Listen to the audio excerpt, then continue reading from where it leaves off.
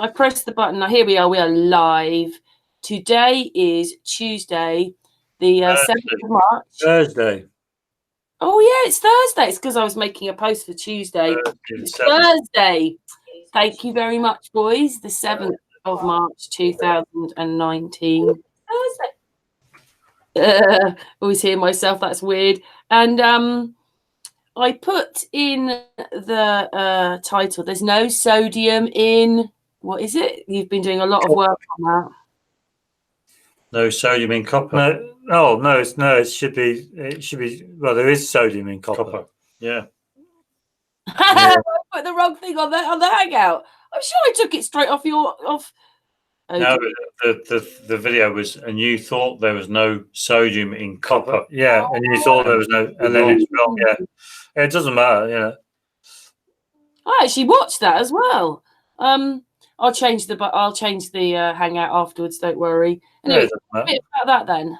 We don't mind because at the end of the day, when you realise that when they initially made copper many years ago, there was no sodium in it. Probably it was quite a hard metal, very hard metal. I mean, they could probably shape stone with it. Possibly, yeah. Possibly.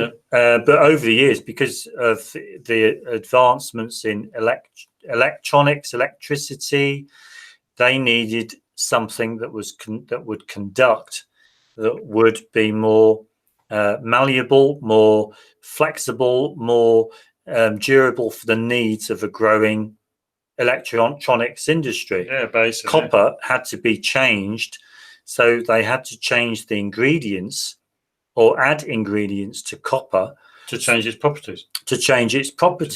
So that they could make it into very thin sheets and, very fine cable, so that it can get, all of these gadgets can get smaller and smaller and smaller. Yeah. So you can't. So the copper you get from your B&Q or your local hardware isn't truly copper. It contains other substances like sodium. Absolutely. So, I mean, that is done and dusted, because, all you got to do is just burn it, just file it down, burn it, and it will burn with a yellow flame. Yellow flame is reminiscent of sodium, or indicative of the presence of sodium. Yeah, and we do know they put in sodium isopropyl xanthate. Absolutely, of course. You don't need to be a brain box to work this one out. It's all about producing materials to make for man's world for a purpose to make man's world a lot better, really. Yeah. So that his products are better, and all this kind of stuff. What are you doing? Oh, well, just so. But yeah, that's. I was just trying to say hi to Nimble Horse. Absolutely, yeah. So, but yeah. Yeah, so ask us a question then, Karen. Come on. Well, we were just talking before we came on, and you're saying that you almost felt like that you'd kind of got to the end of things. Well, we've kind of like, well, there's only so much you can do, isn't there? There's only so much. I mean, we could, if we wanted to, we could create our own chemistry. We could if we wanted to, but we don't want to do that. We don't want to do that because we couldn't be bothered. We've got no intention. We've come to the conclusion. I think we've come to the conclusion that man's world, the world where we grow up in, when we were little babies and we grow up into this world, where you see TVs and where you see electricity. Well, you don't see it, but you can see the effects of it. You see cars and petrol and all this stuff, and you think, wow. But you begin to realise man's made it all. Absolutely, man makes it all. Man has made it all. Absolutely. You see, the thing is that this is the deal. Once you reach a certain level of understanding, you get to a point where you think to yourself, well, there's nothing else you can do. Because there's nothing else you can do to change the way you look at the world you're living in, your environment. For the best example is that, as Peter's just said, and that is, you start to realise that you're living in an environment where you're surrounded by objects, things that have been processed and made by human beings. You get into a point where human beings don't know anything about the natural environment that they live in. They don't know what the sun is. They don't know what the moon is. They don't know what water is. They don't know what the air is. They don't know what The stars are. the stars are. They don't know how things work, like how it all moves. Tides. They don't know what causes the tides. They don't know why things fall down. They can't explain why, or they don't know, I should say, sorry, they don't know what malachite actually is. They don't know what Cretaceous chalk actually is. They don't know anything about the natural environment they live. Well, it's a bit like you've probably seen that Neil deGrasse Tyson when he's asked, Neil, tell us what gravity is. Neil, tell us what gravity is. And he's going, well, we can describe it, we can measure it, we can see the effects of it, we can calculate it. But what it is, we just don't know. We just don't know. Yeah, and that epitomizes absolutely the natural world. Absolutely. Because in our understanding, man hasn't a clue what it is, what the natural world is that he lives in. Absolutely. I've got now this here. Okay, I'll hold it right up. I don't know. I think it might be a bit too bright there, but that is a piece of, if you dug down, if you went to Norfolk and you took a spade with you, okay, and you dug a hole in the ground, you'd eventually hit this kind of rock. It's Cretaceous chalk. Now, man doesn't know what it is. He might tell you that it's calcium carbonate. Yeah, but he can't make it, because if it was calcium carbonate, why doesn't he make this piece of rock? Calcium carbonate. Yeah. Why can't he make it? Just the same with malachite. If you look at malachite, which is an ore, which is obviously where they make copper. When you look at that, man cannot make malachite. Absolutely. Even though he knows, or he says, that it's copper carbonate. So if he knew what things really truly were, why isn't he making all this stuff? Why can't he simulate gravity, for example? Why can't he make this kind of stuff? Yes. Why can't he make malachite? Why can't he make Cretaceous chalk? Why can't he make a banana? Absolutely. Why can't he make this stuff? Because he doesn't know what they are. Oh, there occurred. Oh, that might be. Can you hear us? Yes. Yes. Yeah. Oh, it's just on the chat. Yeah, but this is the point of our channel, really, because our channel, I suppose, has come to a point where we've reached that understanding where man can never know anything about nature. Absolutely. Yeah. The only way man can ever come to know about nature and his natural environment is simply by his experience with it. So, for example, if he dug in two separate places, let's say he dug in one place, we'll call it A. Okay, so he digs down and he was able to extract an ore from that, from place A, and then he went over to another place, dug down, place B, okay, and extracted another ore, okay, and then so he'd have ore A and ore B. Now, if he was to break them down, powderize them both, and then heat them up, okay, he would make product C, or he would make something called product C. Now, product C, he can actually call it something.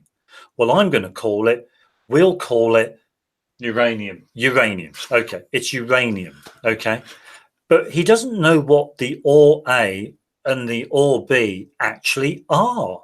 He only knows that he's made a product, and he's called it uranium. Absolutely, yeah. So he can never know what the sun is. He can never know what the moon is. He can never know what the stars are. He can never know why water is what water actually is. He can never know what air is. He can never know how a baby is actually made, kind of thing. Yeah, I know. Yeah, because he can't make these things himself. To know. Now, if man can make, let's say, a motor car, yeah. If man can make a motor car, which he does in fact do, yeah, he can know what's wrong with it. He can know how to make another one. He can know every single bit about that car because he's made it. But because he hasn't made the piece of Cretaceous chalk or the piece of malachite, the uranium ore, for example, water, air, the sun, the moon, the stars, because he hasn't made any of this, he can never know what they are, and he can never make them. Well, it's like, we've had plenty of discussions with people who say that water is made of hydrogen and oxygen, and yet man cannot create a specific amount of water using a specific amount of hydrogen and a specific amount of oxygen. It's never been known to do that. Can't do it. Absolutely, yeah. I mean, when you really do think about it, I mean, in our view, I mean, I'm not religious at all, but human beings are subservient to nature. Nature will always be the supreme. Alexander's kind of like, if I can use the word, power over mankind. Amanda Panda, hi. Man has got no authority over nature. Dawn. And this is just one example of man's inferiority to nature, because man he can't even make a pebble on a beach. He can't make this stuff. He can't make a blade of grass. He can't make all of the wondrous things that nature has bestowed upon us. Absolutely. So when he comes along and says chemistry, well, there are elements, that exist naturally. Okay, you've really got to ask yourself, well, are they really elements, or are they products? Products, absolutely. Have they been made and manufactured by man from the very things that he doesn't know what they are?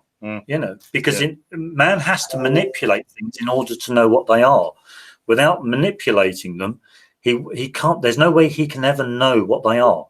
No, that's good. He does have to. You see, the thing is, it's quite easy to understand that man theorizes an awful lot with his science, with his understanding on the physical world, and through his chemistry and everything.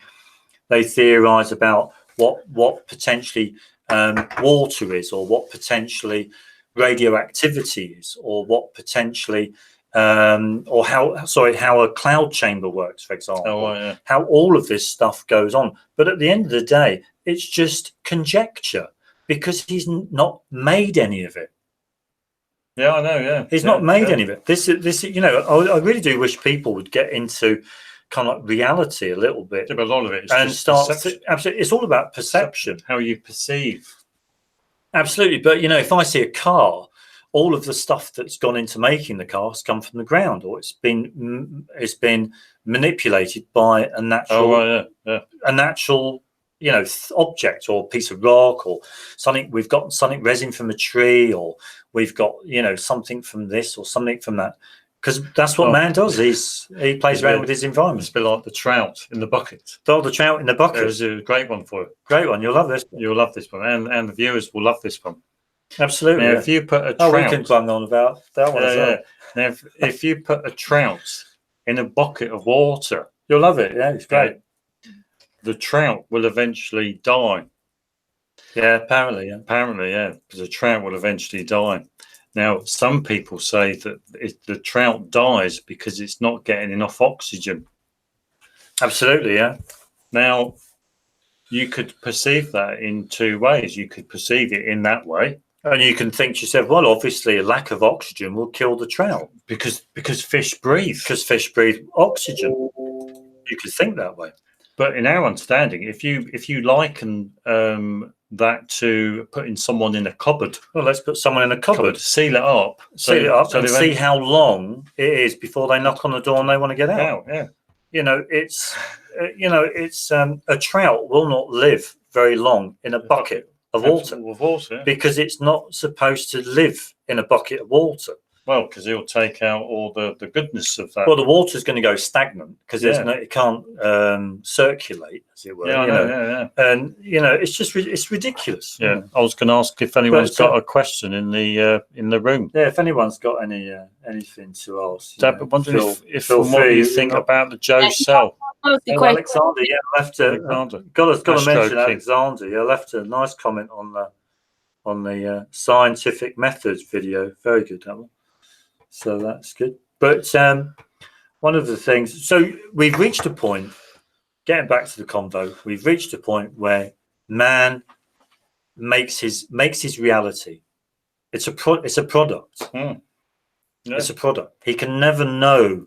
This is one of the reasons why we don't do flat Earth, because there's no point in... we don't do so much flat Earth. There's no point in going into... investigations into like the moon and its phases, or the sun and how it moves, how they both move over the Earth and everything. We don't do much of that simply because nobody can ever truly know. So we tend to veer away from that.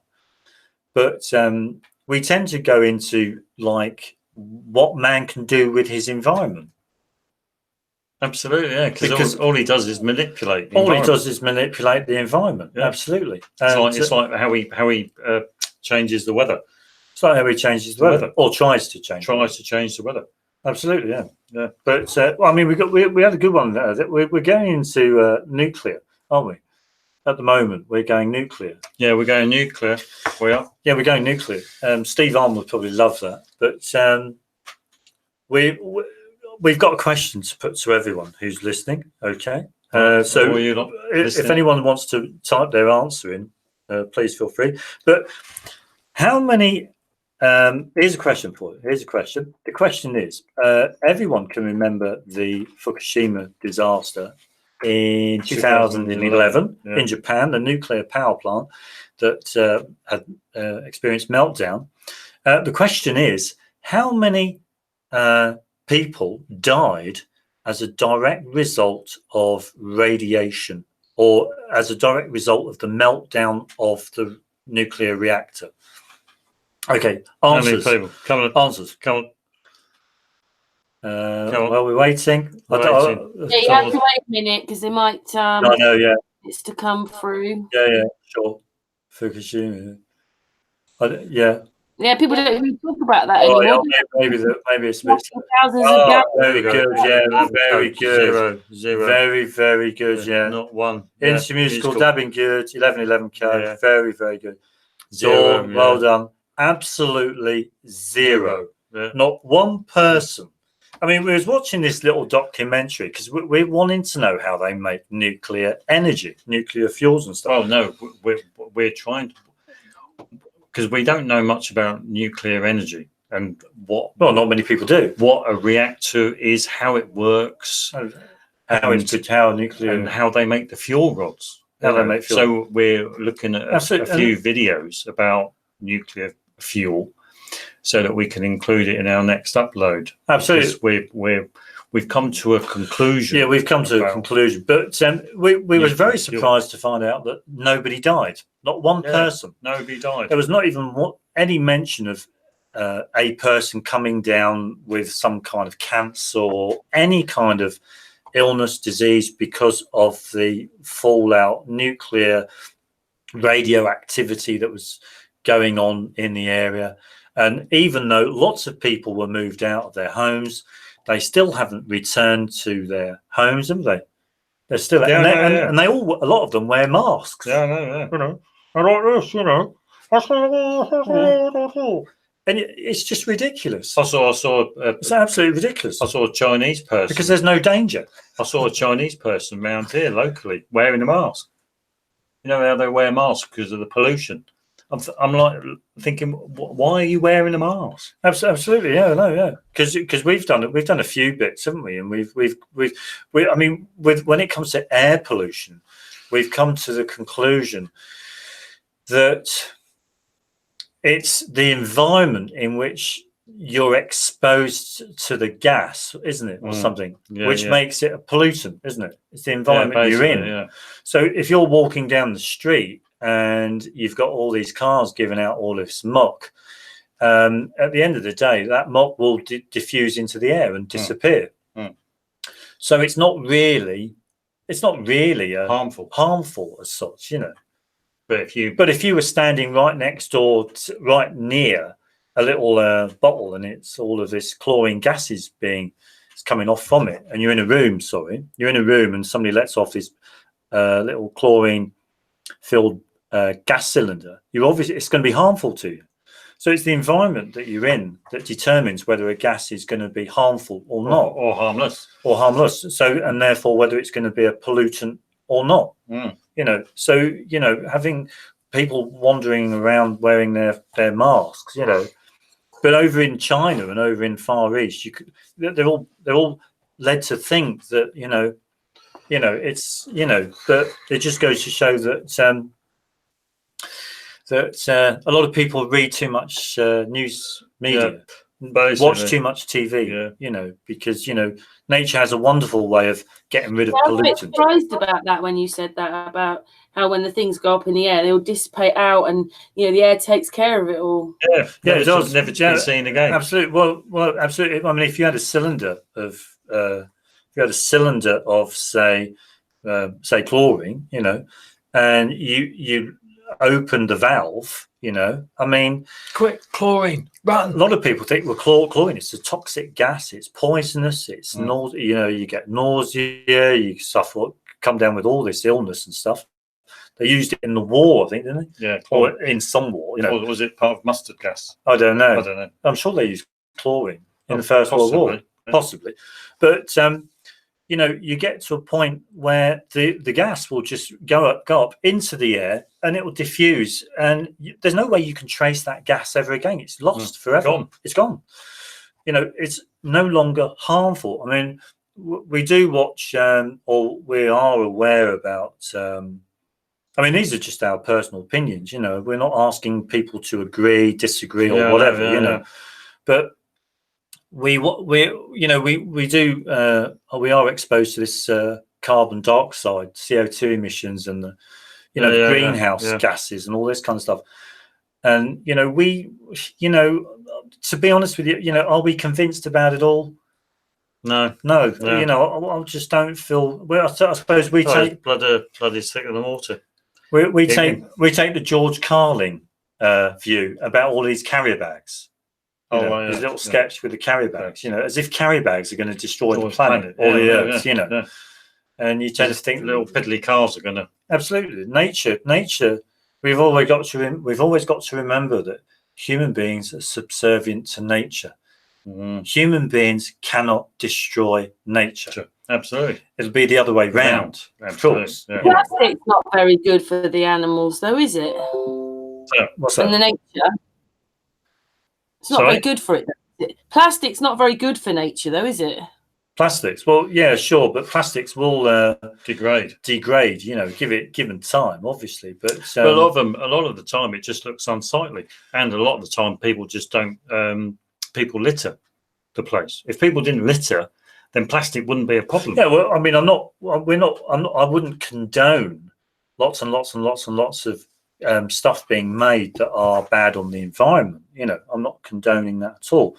But all I am saying is that I don't look upon certain things to be a problem as what a lot of people probably would look upon those as being a problem, like your carrier bags or like your CO2 being in the air. Or we got Milan Stankovic. But you know, it's because it's all about perception, isn't it? Can the gas be radioactive? Can the gas be radioactive? No, it all depends what you mean by radioactivity. Because you know, 1111 code. Most of the oxygen comes from water. Well, in our understanding, there's no oxygen in water. Absolutely, yeah. Because you know, oxygen oxygen is a processed gas, and man produces oxygen by Processing air. Absolutely, yeah. So man compresses the air, heats it up, compresses it, heats it up, compresses it, and then he's got oxygen. But there's no oxygen in the air to begin with. Yeah, yeah. And oxygen just hates water. It really dislikes water. I suppose, I mean, I'm just but reading that's a how I few of the understand it. comments. Yeah, I mean, you know, I'm reading a few of the comments. I mean, obviously, recycling and being environmentally friendly is obviously, you know, they are good practice, aren't they? Yeah, but a lot of it is all about creating jobs. Yeah, yeah. A lot of it's all about creating jobs. You know, You think how many jobs are created through recycling?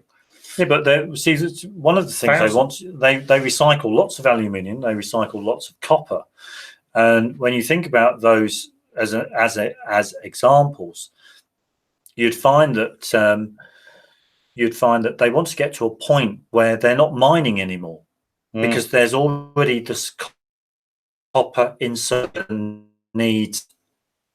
You know, come up. There's copper there. It's the same with the aluminium. Oh, you know, it could end up being the same with lots of other things as well. You know, I'm just reading Nimble Horse. the same paper. Paper is another one. Yeah. There's, you know, we've got enough paper in circulation. We don't need to be cutting down trees. Absolutely, yeah. Nimble Horse. Water is indestructible. Absolutely. Absolutely. Couldn't agree with you more. Absolutely. But it can change from one form to another. Absolutely. But water is water. And when you go and look up nuclear reactors, and you'll start, that is so true, that water is indestructible. Yeah, that is absolutely so true. It's beyond belief. Absolutely, really. Yeah. But I mean, you and me aren't really one for. See, some people may not go with. Some people may. We have different views to a lot of people, don't we? Yeah. You know, we're not. You know, some things we tend to think that things look after themselves a lot of the time. You know, I mean, don't they? Absolutely, yeah. Like the air that we, you know, the air that we breathe. Do we breathe in air, or is it the water vapor that's in the air? Absolutely. Well, because there's water vapor here. And isn't it strange? Anyone can climb up a mountain and get is it hypoxia or some kind of illness through they say the lack of oxygen, but is it the lack of water vapor that's up there? So that's another thing to think about. Absolutely, I'm quite good. I mean, you get to a point where you know you sift through so much information, and you're obviously hearing information from other people, but it's good to make up your own mind. So this company creating jobs is NASA based on all of the information that you're able to access, you know, and what feels right for you. I mean, at the end of the day, you know, we don't ask people to adopt our views with water or our views with anything, because they're just our opinions. And we kind of we have a chat and we kind of think, oh, right, yeah, okay, yeah, I can go with that, you know, and because they just feel right for us. So, you know, I'm not going to deny anyone their right to express their own opinion or whatever. But one thing is that, you know, even doing little things like electrolysis, for example, you can gain so much experience of these gases, producing these gases, that you can come to know them, and it doesn't put you don't feel so much at a disadvantage when presented with information about those gases, because you've actually got some knowledge of them. You've got some experience of them. Absolutely. And this brings us all back to human beings, man, having interactions with his environment so he knows what things are. Well, without that interaction, without that experience, you know, he can't have that knowledge. And this is the whole point. That forms the basis of empiricism, doesn't it? And that's having experience, coming to know through experience. And this is exactly what man does over the thousands of years, or however many years he's been in existence. There's a comment, Mar, experiencing his environment. Marv VAE1, they talk about electrolysis to make oxygen to breathe in a submarine, but I've never saw anyone breathe it. Because what they use electrolysis in a submarine. They boil seawater. They boil seawater, and then they evaporate it. They get the distilled water, and then they add their electrolyte. Yeah, they add an electrolyte, potassium hydroxide or sodium hydroxide, and then they electrolyze that, and they're able to garner hydrogen gas and oxygen gas each. Both electrodes, and so obviously they mix the oxygen that they get in with air tanks, I reckon, and with the hydrogen they use that for ballast to fill up the tanks to rise to the surface. Or they might just leave, or they might just let it bubble out of the vessel. As waste, as a waste product. Yeah, but there's no. As far as I'm concerned, all I can say is I'm glad I don't live on a submarine. Yeah, because in our understanding, breathing in oxygen is bad for you. This is our opinion. I mean, if I was because it's offered oxygen, I mean, I've never known anyone who uses an oxygen cylinder to get better. Because people who use oxygen concentrators or oxygen cylinders, I've never known anyone to get better and come off them. Yeah, because it's a dry gas. It's because it's produced in a dry place. They produce it. Yeah, in a dry oxygen place. Oxygen. Well, in our understanding, oxygen would be water phobic. Aquaphobic. Wouldn't like water at all. Absolutely. Yeah. So how oxygen can dissolve in water is that's absolutely. It's like these oxygen oximeters. You get these meters, electronic meters that can detect oxygen. Are you there, Karen? Hello. Of course, I'm just muted listening to you two. How can okay. Yeah, we've got to keep everyone. But it's nice. It's nice to have a bit of that's very interesting about like giving people that oxygen, thinking that they're going to get better, and actually at the end of it, all they can do is live off it now because it's made them even iller. Absolutely, But it's all society can offer people. They can't offer people new lungs or new respiratory tracts or anything like that. We can't send you on a holiday because into some Swiss alpine air. We can't do that. It costs too much money. We'll give you some oxygen instead. So I suppose giving oxygen is better than nothing. Offering people nothing. At least it's something. But obviously, it's something that it's better than nothing. It's better than nothing, but at least it's something. At least, because that's one of the things that a lot of people, it's like when a globie says to a flat earther and says, "How to go on? Tell us how the moon works." Come on. Oh yeah, tell us how the moon works. Yeah. And the flat earther says, "I don't know. I can." So, and then the globie says, "See, you're no good. You don't know, do you?" So it's very similar to someone who's ill goes to their doctor. Doctor, can you give me something for it? And the doctor says, I can't give you anything for it. And then the person is going to go, well, you're no good, are you? So by giving someone oxygen because they've got a lung problem, they may have a breathing problem because they've smoked for a very, very long time.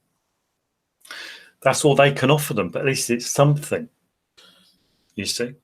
Yeah. But I've forgotten what I was going to mention about oxygen. It's a dry gas. It's maybe some of its properties. Maybe it's always the submarine. It's produced from a very dry environment, and I've spoken with people who have nursed or had a relative who was on oxygen, and they've always remembered dabbing their mouth and their nose with a wet cloth to keep it moist because it was drying out. So that tells us that the oxygen that they're breathing in is drying out their membranes, their mucous membranes. But if they're breathing it in, it's obviously drying out the insides as well. So in our understanding, oxygen is produced from a very dry place and is a very dry gas, and it dislikes water. This is why oxygen can relight a glowing splint. Absolutely, Because it's just so dry. It's so dry, yes. I mean, think about it. The classic test for oxygen is relighting a glowing splint. So imagine how dry it's got to be, the environment, for that glowing splint to relight. You know, it's got to be very, very dry indeed, you know. So, you know, there you go, you know. I mean, the thing is with chemistry, I mean, we don't know, we haven't gone into chemistry in that greater detail, but you don't need to go to university, you don't need to have a degree to understand the properties of a certain gas. Absolutely, yeah, sure. And the properties of a certain gas will give you an indication where it's come from. Absolutely, how it's made. Yeah, I know. Yeah, it's so we've done that. We've done. Yeah, we're quite happy with oxygen. Now, our opinion, our understanding that we've arrived at. The bowl. I might go and get the bowl. Concerning. Shall I go and get the bowl? Oxygen. Yeah, you may as well get the bowl. Concerning oxygen. Concerning what else have we got? Concerning our photosynthesis, for example.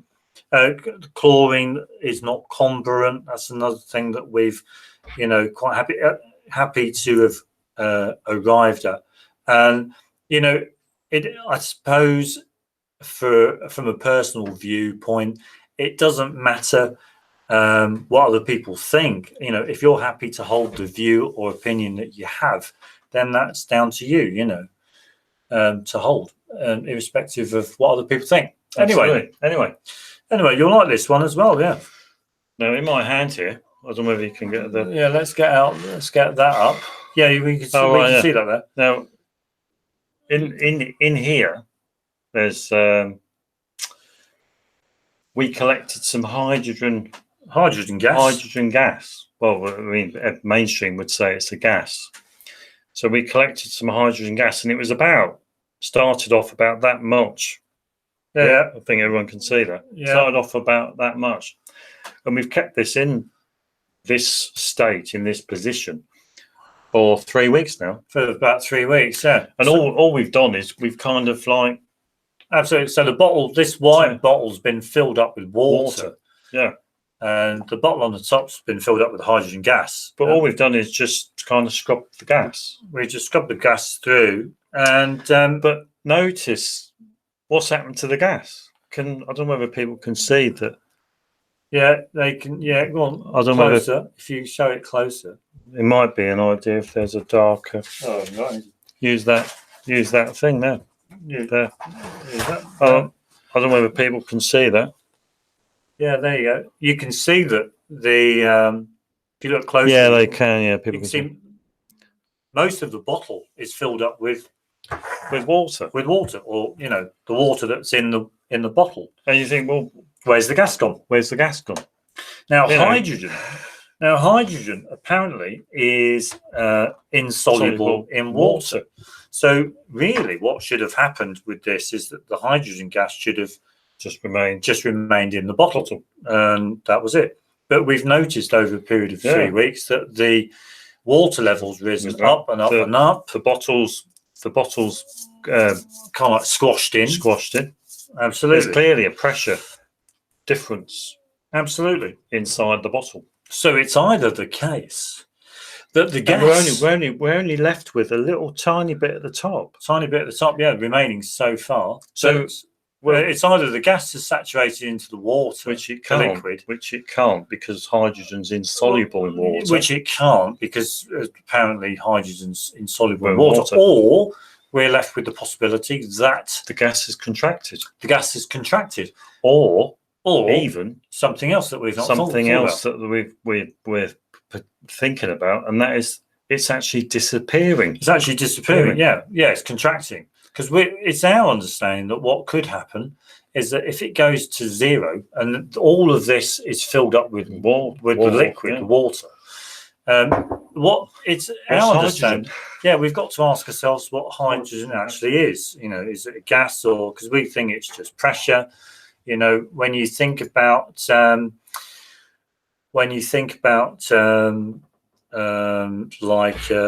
if you were to get, it's difficult to explain in certain respects, but if you were to get a substance, and basically if you broke it all apart, you've got to ask yourself, well, what was holding it all together? Something must have been holding it all together. And the only thing we can think of at present, given our understanding on everything and the information we've looked at, the only thing we can come up with is pressure. It's all held together by pressure. It's quite difficult to explain. I mean, the nuclear reactor was quite good with the nuclear. Yeah, I think that was quite good, but I don't want to give too much away because we want to keep when we do our next upload, we're going to talk about nuclear reactors, and that is a good example of how we can explain our understanding of hydrogen. Yeah, it's Chilster Deluxe. It's a vacuum. Now, this is one of the things we're getting onto, and that is what holds things together is a vacuum. It's a vacuum that holds things together, and which, when you think about it, which when you think about it, the vacuum just if you've got a substance, okay, let's say you've got a lump of silver, for example, okay, because silver is a native metal, so you should be able to dig down and find a lump of silver. Okay, so it's not a product, is it? Really, silver. It's actually, and you could say it's an element. But you've got this silver. Now you could take a very hard, heavy hammer to this silver and break it up into little pieces. You've got to ask yourself, well, what's holding it all together? Yeah. And if you go on the possibility that what underlies everything is nothing, I know that sort of would resonate with Lawrence Krauss, wouldn't it? What's that? What underlies everything is nothing. What underlies everything is nothing. Because you hear a lot of these mainstream physicists talk about nothing. The Big Bang, wasn't it? And the nothingness. Before it was nothing, you know. Because part of what these mainstream scientists talk about, there's a little bit of truth in there. There is substance to what they say, but it's just their understanding of it. It's just their understanding of it, you know. It's like, for example, I've gotten to a point where so we've got magnetism, we've got gravity, Alexander's gravity, valent bonds. Yeah, but we hear so many people talk about water, for example, being hydrogen, oxygen with the bonding and everything. You know, I'm not going to deprive someone that and say that they're wrong or whatever like this. But it's just that in our understanding, we think water is water. Absolutely, yeah. Because in that way, you don't need to get trouble about. In that respect, you don't need to have you don't need to have bonds with anything, do you? Oh no. And also, but when you split, if you were to split water, literally cut it with a knife, which you can't do. Which you can't, yeah? Can't. Well, if you had a water droplet on a table and you cut it with a knife and separated it, well, you can separate. You could argue that there was some form of vacuum or pressure holding it together. Right. Well, with yeah. Because just when you said split, I'm like, oh no, I don't mean split as in hydrogen and oxygen.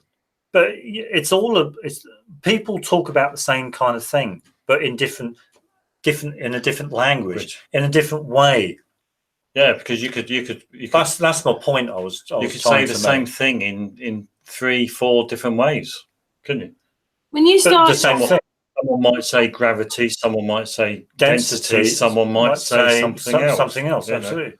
Yeah, you know, it's just whatever floats your boat, whichever way you want to look at it, kind of thing. But the Earth's still flat. And you know, we all know that it's it's not this spinning ball. It's just that's all. Well, you know, It's just a dream world. When you started all this, did you think it would take you where it has, or did you actually understand most of this in the first place?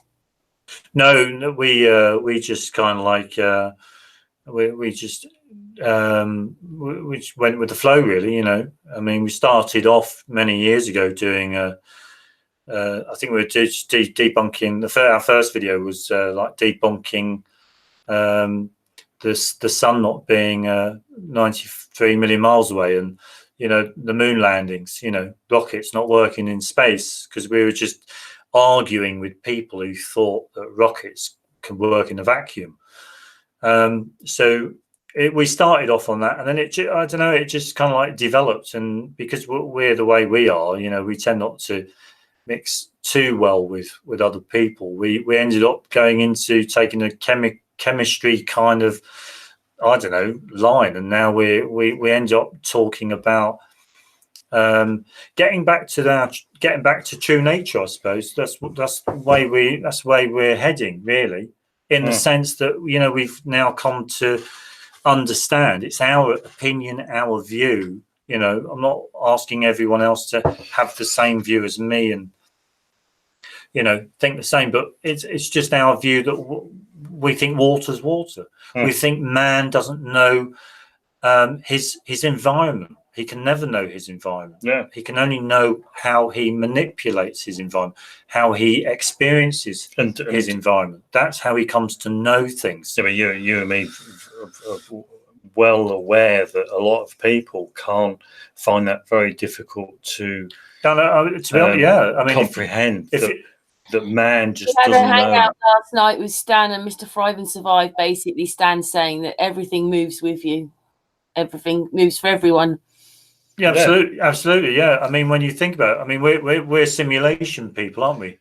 Yeah, it all exists in your head. All exists in your head. I mean, at the end of the day, so if you can imagine this, you're born, okay, and after a few, say, months, after a few 11 months, code, coffee, maybe a couple of years, even milk and sugar. Everything starts to appear in your awareness, in your conscious awareness. Everything starts to appear. You start seeing, seeing things.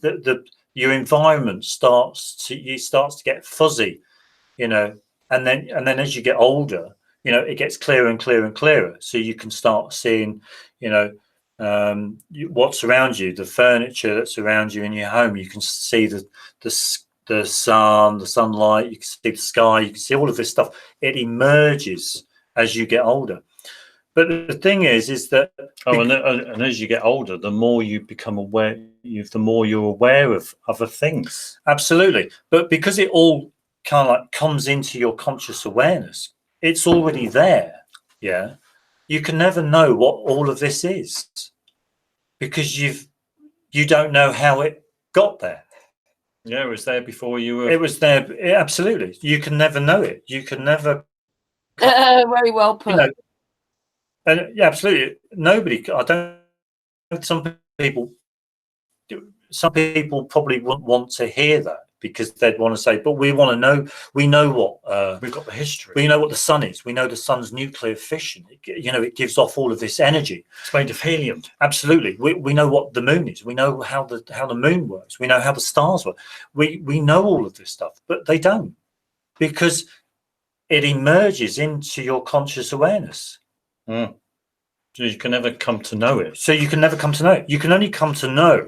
You can only what, experience. For example, like we say, if you take this over here and this over here, and you heat them up, okay, and you get this, you only know what this is, because you know that if you do this, and if you take this and you take that, and you heat them up, and you do it time and time again, you'll always get this. So we can call that. So we can call this copper. Copper. Let's call this copper. Right. Okay, everyone. Are we all agreed? We're going to call this copper.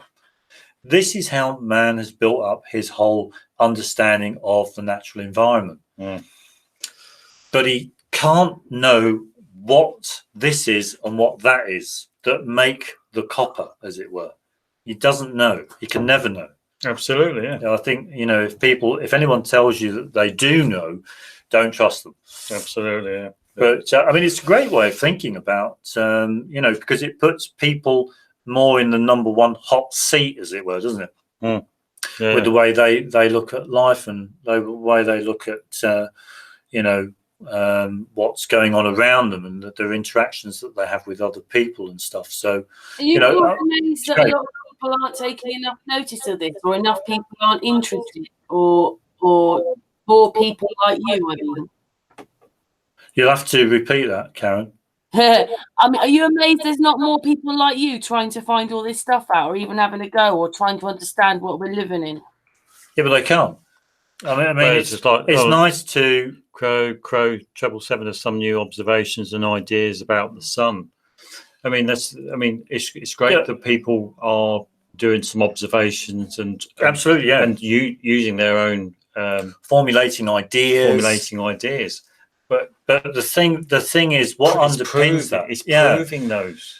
What underpins all that is that you can, I suppose we are the people to burst bubbles. Well, we're very pragmatic people. We're very pragmatic people. Yeah, it's like they think mainstream says that this helium is in the sun only because of the spectroscopy and the light emission. You got the same light emissions, spectral emission of helium as they have with the sun. So they put 2 and 2 together and think, oh, the sun, there's helium in the Helios, the sun. The sun's made of helium. But in our understanding, that doesn't prove. That doesn't prove that the sun has got helium in it. No. I mean, it doesn't. When you look at a lot of the science, because man can never truly know what nature actually is. When you look at the science, a lot of the science is contrived to the degree where they only do it in order to show to others that they do know, whereas in reality they don't know. They can never know. Like gravity. Absolutely. Well, it is. It's okay. It's okay putting forward ideas and theories, even explanations as to how this works, how that works. The thing is, the big problem is, how are you going to prove it? This is the big problem. Nobody can prove what the sun is. Nobody. I don't. I'm sorry to be the bugbear. Sorry to be the messenger. Be the messenger. Be the messenger of bad news. Bad news and everything. Sorry, but nobody can ever know what the sun is. No, and the same with the moon. So it's okay making observations. In my opinion, it's this. It's all right doing that, but this is another point. This is another point that people have to all think possibilities. About. All possibilities, and it's great to like you saying about formulate ideas, but our imaginations are limited. Absolutely, we can only think of so much, and as far as we're aware, the sun and moon and stars are all beyond our imagination. We can't even think what they actually are. We may be able to do some like science. They created that star, didn't they? They created this star in a thing. Oh, I know. Yeah. And you think, wow, but it doesn't mean to say that is actually what happens up there. Absolutely, yeah. It's just like because as far as I'm concerned, this is the way science goes about its business, because it's all about business at the end of the day. Money. With regard to what humans can never know about nature, okay, what man does essentially, star in a jar, that's the one, is that he creates this idea as to how it happened, how it came about, whatever. You create this idea, okay, which seems plausible, it's possible, okay, and then what he does to support that view is that he will devise an experiment or test, and if that's successful, then he says, there you go, this is how it happened. A great example is how the Earth's core iron core, isn't it? Solid molten iron core got there when initially I'm sure, given what I've, if I can remember correctly, all of the iron was on the surface of the Earth when it formed. So scientists were at a loggerheads as to how on earth all of that iron got to the core of the Earth. So what they did, these scientists, in this laboratory, is that they basically squeezed molten iron through these kind of like plates of rock that were pressed together. And they thought to themselves, well, if the iron goes through, then we've got a good understanding of how the iron from the surface got into the core. Yeah, so they've devised this demonstration that, if successful, will support their view. But one of the things that they overlooked was that, well, what was in the core to begin with? Yeah, where did it go? Oh, yeah. You know, they create all of this stuff to support their understanding. You know, their reality, their non-reality. You know, someone did leave a comment about that. I mean, that's a good one. They've only drilled down 8 miles. Yeah, they've only drilled down 8 miles. You know, but you know, they create all of this stuff just to support their idea. That must tell you something if they can only go 8 miles down. Yeah, I know. Yeah, absolutely. And they've only drilled 8 miles down in one particular place. Yeah. And so that doesn't mean to say that what's below 8 miles in one location will be the same throughout all of the Earth. You know, you've got to go all over the Earth to know. Of places. Yeah. Absolutely. But but then it shows that it's not really worth their while. They've made this whole globe and they've told you all this stuff about the core of the place we're living in, and they've only been 8 miles down, and there's not really any experiments done about it and so forth. Not really.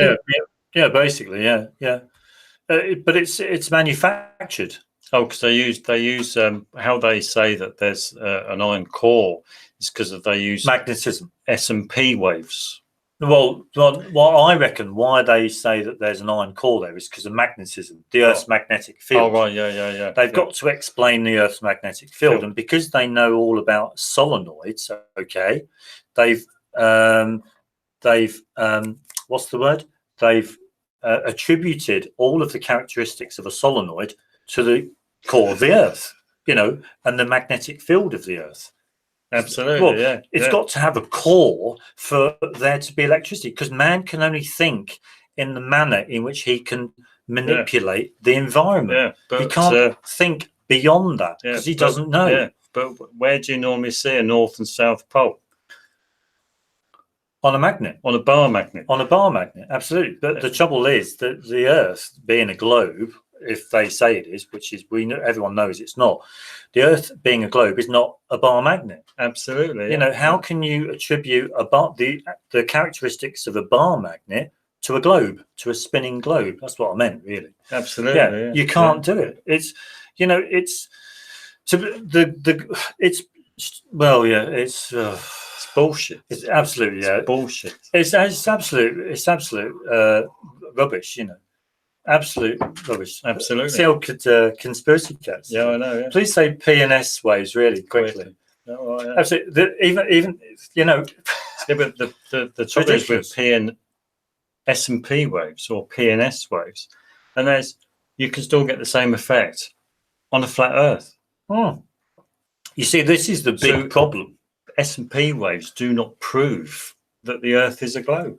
Absolutely, this is the big problem with it all, and that is you've got so many people discussing the shape of the Earth, and the thing is that you've got, for example, you've got these equatorial mounts, but nobody on the globe. A lot of people on the globe side will say, well, an equatorial mount proves the Earth's a globe. Oh, right, yeah, okay, yeah. Oh, right, yeah. We've heard this one before, right? Yeah, sure. But you see, the thing is, none of these people will actually demonstrate how an equatorial mount can work on a flat Earth, or can't work, how it can't work on a flat Earth. None of them do. Yeah, you know. It's all. It's when you start talking about when you going into conjecture. Absolutely. Where nobody's got any proof. No one's got any proof for a lot of stuff. Then you can't go on what mainstream is putting across as fact. Well, you can't. Nobody can. If nobody can prove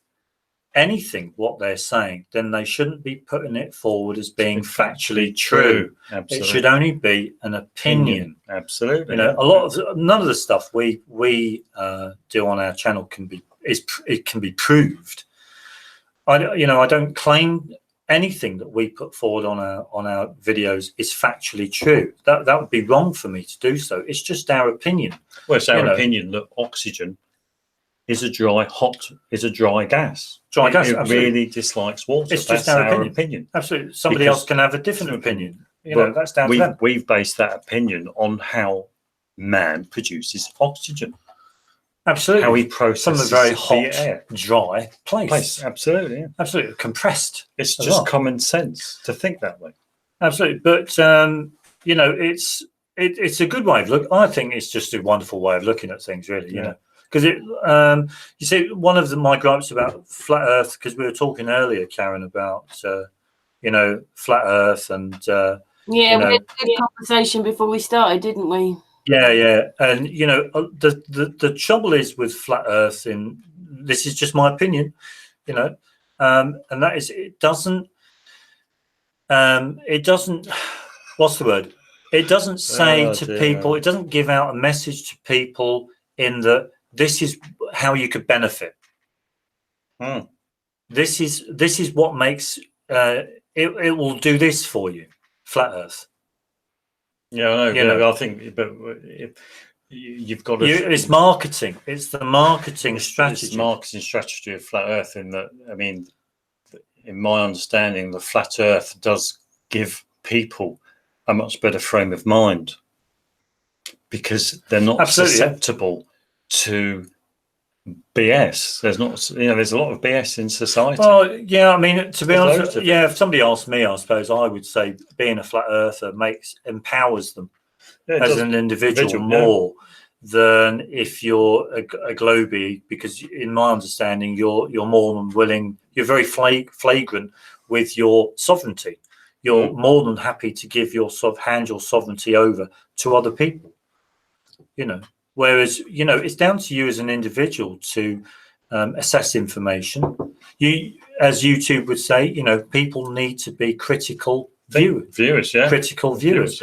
In order critical consumers. In order for you to do that, you've got to be given you've got to be given information that the individual is allowed to weigh up for themselves. Yeah, I know. Yeah. It's that's why we were watching a video on the scientific method, and because Alexander gave us the link.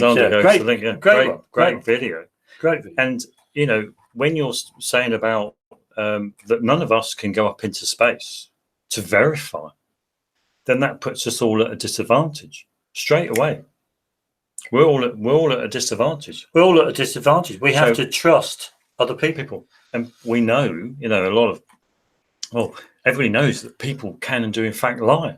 Absolutely. Whether they know they're lying or they don't know they're lying. Absolutely. Well, you tell that to a child. Santa's going to give you your Christmas present. That's a lie. That's a clear lie. That's why I'm not religious, but Jehovah's Witnesses don't believe in Christmas because of that very fact that you're lying to children. So absolutely, yeah, of course. I mean, I would never say to somebody something is true when I don't know that it is true. Absolutely, yeah. Because I can't see the logic in that. What's the point of it? What's the point of it? It's just unless you want to cloud someone's reality. Absolutely, of course. But so Fukushima, that was a great one. Fukushima. So when we look at videos by Eric Dubay and other people who've covered the nuke hoax. Yeah. I mean, it's you've got to question why nobody has died after Fukushima. Yeah. Not one person has died. Or, you know, it's just remarkable. They're Isn't it? There's moving got back, to be. though, aren't they? Slowly, they're moving back to the places which they've sent them away from. They're moving back. Oh, slowly, yeah. But you know, but the thing is, and we find out there's this place in there's this place in one state in America, Idaho or somewhere. Could be. Something like that, where it is the nuclear kind of research place in America. And there was a guy who helped develop a sodium stroke potassium metal Moderator for their nuclear reactor. Yeah, they put you. I mean, yeah, we don't need to go into right, it, but he found that using the sodium stroke potassium as a moderator in the nuclear reactor meant that it would avoid meltdown. Yeah, it was running for 30 years without any problem whatsoever, and they had these bulbs that they were lighting up. Okay,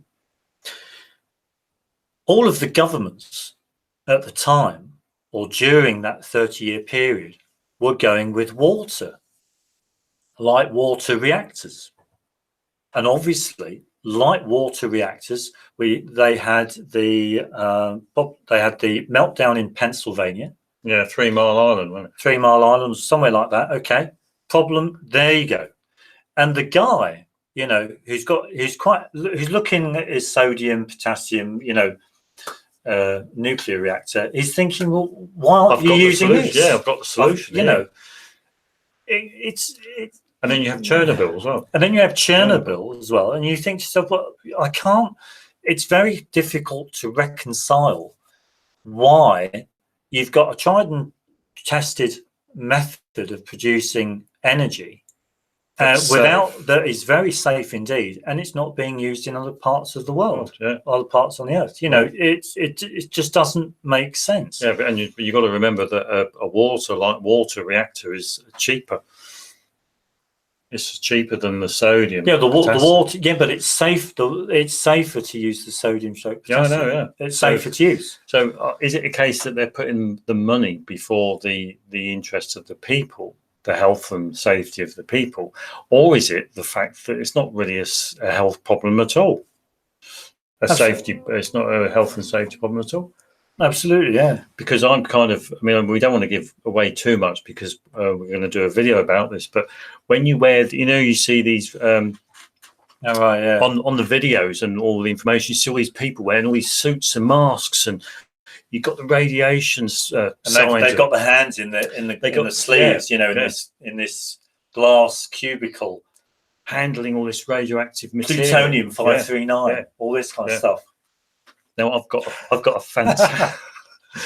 a fantastic way of looking at that, because a lot of people would say that it's to safeguard the personnel, absolutely, from the radiation. But I have a completely different understanding of that. It's a really good understanding. Tell us a little bit. No.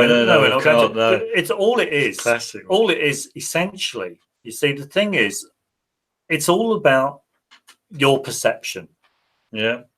How do you want to view the things that are around you? How do you want to view them? Yeah. Now, when you go to school and you learn all of the stuff in education, you're going to come out of the education thinking in a certain way, perceiving everything in a certain way. But with our channel, and probably lots and lots of other people's channels, what they essentially do is they change the way people are interpreting what they're seeing, changing the way they view the interactions they have with their natural environment. Yeah, because a lot of it is just down to perception. And essentially, I'd say our channel brings people closer to nature. Because I don't mean to be this is just my own personal experience, but over the past 3 years since doing the channel, I felt so much closer to nature It's unbelievable. Yeah, because you that could be an age thing or whatever, but could be. Yeah, it's weird. Yeah, because you can actually, even though you can be in man's world, you know, you can get on buses, get on trains, you can mix with people, you can buy goods and this and that. Is that because you've understood things so much better? You feel more in tune with it because you know what it is. Yeah, you know what it is. You feel more in tune. Yeah, you've hit the nail on the head. Yeah, very good. Yeah, very good. Yeah, you feel more in tune with it all because yeah, absolutely. Yeah, wonderful. I couldn't put it any other way. Better. Yeah, I know. Yeah, no, that's great, Karen. You're a star. Yeah, you're a star. You're wonderful. There we go. You know, I mean, a lot of people compete with you two and your knowledge. Well, I wouldn't say it's knowledge. It's because we don't get learning. We don't get it. We don't get everything right. Well, we don't profess to get any of it. But right. We're not professing to get any of it because we're coming from a background where we didn't know anything. So we're kind of moving into things and learning as we go along. But that's the same with everyone else. And that was the whole point of, I suppose, doing the channel and going into like oxygen and stuff like that. No, I think it's because we wanted to learn more than what we couldn't have learned. Possibly. Yeah. I think that was it. Yeah, we wanted to learn more than what we couldn't learn. I mean, there's so much you can't learn about the moon. There's so much you can't learn about how the stars work, and if we go back to flat Earth, globe Earth, there's so much you can never know. And we're quite limited because we don't have like absolutely. But there's so much you can come to know simply through manipulating and interacting with your environment. You know, because this is how man learns. He learns through trial and error, doing things with his. There's a lot of the time, anyway. Another reason why he couldn't have gone to the moon. Absolutely, because he doesn't know what the moon is. Because he would have landed.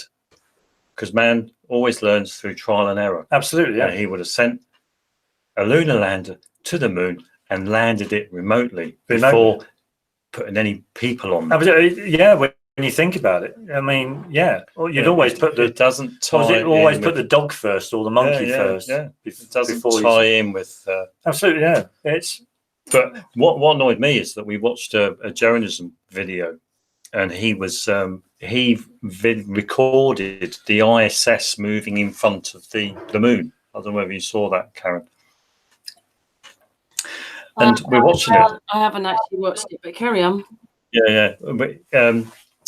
We were watching it, and he said, because you actually see him, and he slows the video footage down, and you see this object, this thing, go past the moon, and he's saying, well, okay, because he copied and pasted an image of the ISS that he scaled down and put it near it so it kind of looked similar, and he says, well, okay, it looks like there's something up there, but I don't think it's man's. And he kind of gave me the impression that it's something that man's put up there. And I'm thinking, well, how do you know that? How does anybody know what it is? What it is, absolutely, yeah. Because I'm kind of like thinking that there is something up there that might actually traverse the sky. And an organization like NASA has probably capitalized on that thing that's moving around and produced the International Space Station, because people can verify with their own eyes that there is light going across the sky. There is something there, but it's not the ISS. That NASA is just capitalizing on that observation. That's all. Yeah, that's our view. I mean, because you've still got to ask the question. That makes sense. It can't get up there. Absolutely, it can't get up there. How could it have gotten up there? If it was a man-made object, how could it have gone up there? It couldn't have gotten up there. But the thing is, the main thing is that one of the things. Don't forget, it might not be as far away as you think it is. Things are absolutely, only well, one of the things after looking at journalism's footage is that it was a full moon, and you saw this silhouetted object move across the front of the moon, as it were, And yet you think to yourself, well, hold on a minute.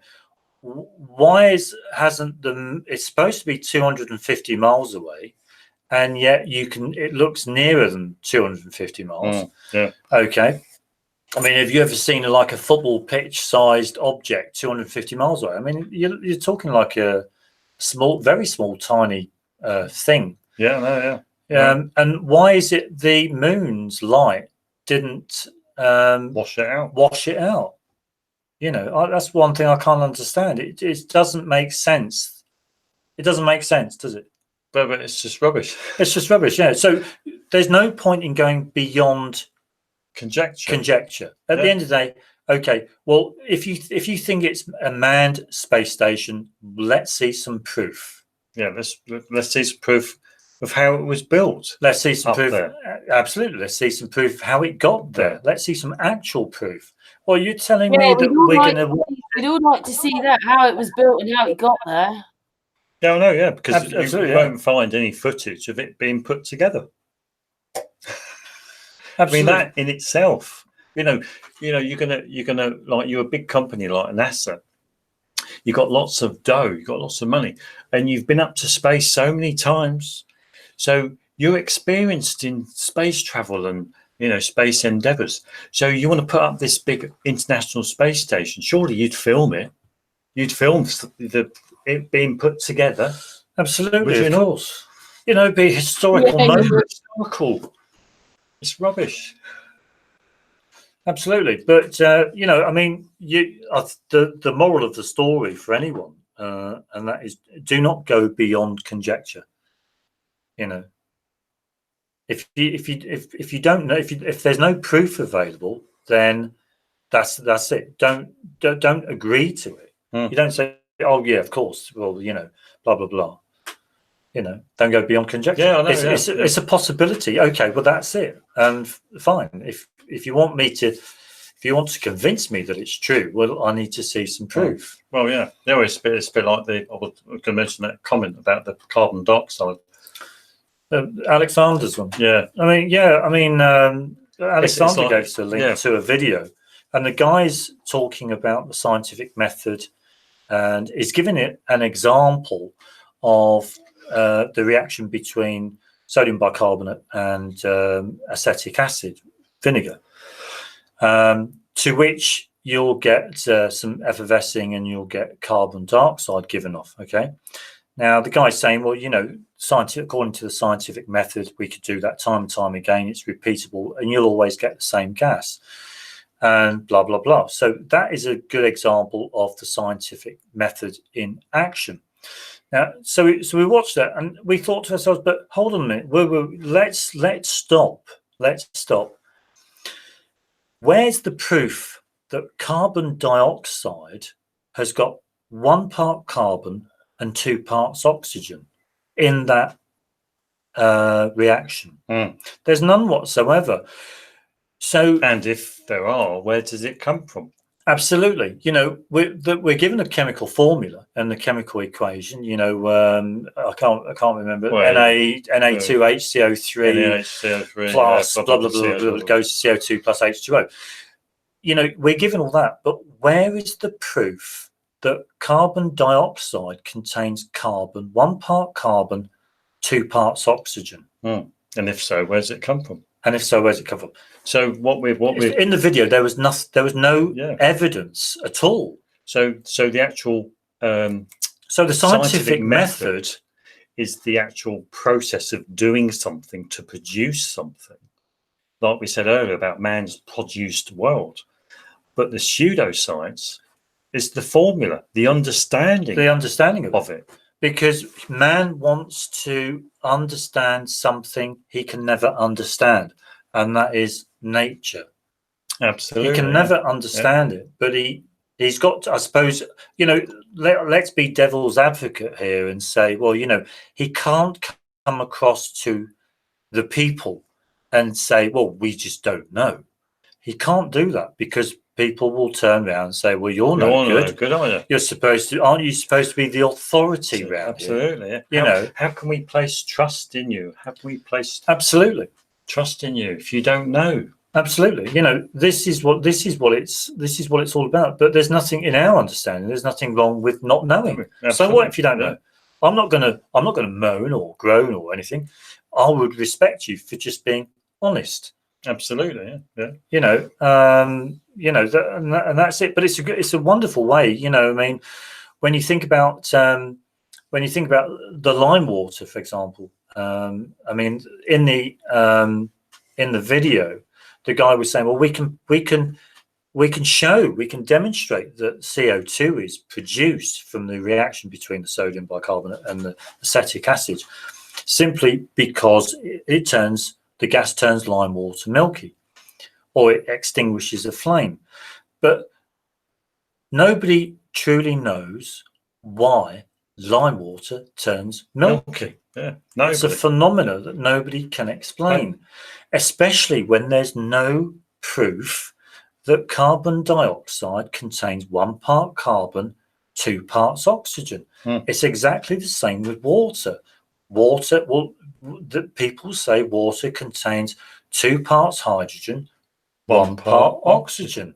There's no proof because the water was already here when man arrived. Absolutely. So we can never know what water actually is. Yeah, we were having a discussion with someone, and we kind of asked the person, who said, show us a video of something where you are convinced that water is made of hydrogen and oxygen. Absolutely, yeah. So he sent us a link, and it was a link to a video where it showed a guy with a pop bottle, and all he did was just ignite, because he obviously collected gases in the bottle, and he just ignited the end, and the pop bottle exploded, and you saw water droplets at the end. So we're like thinking, well, okay, so this has convinced him that water's H2O. Okay, then. So when you look at the video, and there's water actually sitting in the bottle before he ignites the hydrogen. So how does that prove that water is H2O? Well, it doesn't. It doesn't. And then he says, because we put that to him, and he says, well, there was more water at the end of it than there was before. And you're like saying, but how can you determine that just from watching a video? And you think this is where people's imagination, or their reluctance to admit that they're actually talking a load of shit. Absolutely, yeah. You know, it's just crazy how someone can just watch a video and say, yeah, there you go, let's prove there's water's hydrogen and oxygen. Yeah, but I mean, it's rubbish. You get to a point. You see, the thing is, you get to a point Absolute where rubbish. You get to a point in flat Earth where you get to a point where what's the word? What's that? Where you get to a point where you get tired of all the rubbish. Don't I you? know, yeah. You just get literally tired. I mean, because it's just tiring. Well, it's just like, why does the trout die in a bucket of water? I mean, come on, the trout's in a bucket of water. You know, let's put the trout back in its natural environment, and it will it will live for a long life. It'll have long life, happiness, babies. Baby trouts, and can't really have baby trouts in a bucket of water, can it? And let's put the commenter in a cupboard and seal it up and see how long he lasts before he's banging on the door wanting to be let out. And then we'll let out and say, "Well, look, you can't there's no point putting trout in buckets because they're not going to live long." Because he's only saying that the trout doesn't breathe water; he breathes in oxygen. And the worst thing is that the guy, he says if you look at if you watch fish during a hot summer, fish will tend to go up to the surface, and then they'll open their mouths, you know, above the surface of the water, and then, you know, he thinks that they're breathing in air, oxygen. And I'm thinking to myself, okay, but where's your proof for that? Just because you see a fish swim up to the surface and its mouth goes above the surface of the water and it opens up, it doesn't mean that the fish is actually respiring and breathing in oxygen or air. It doesn't mean that at all. The fish could be maybe cooling down. I don't know. Absolutely. It could be a mating. Maybe the fish is hot. Who knows? You can't ask a fish. Absolutely. Please Let's all go down to the local pond and ask all these fish why they go up to the surface to open their mouths. No, it's crazy. It's crazy. And yet you can watch a video of a young kid in a swimming pool, and he's actually got his mouth open underwater. So does that mean he's breathing in water? Absolutely. Because it's a similar situation. Absolutely. It's all rubbish, really, isn't it? Yeah, I know. Yeah, but if people trying to catch flies, absolutely. Yeah, I mean, it's ridiculous, the stuff that comes out of people's. So basically, you don't really understand anywhere where we live. Not really.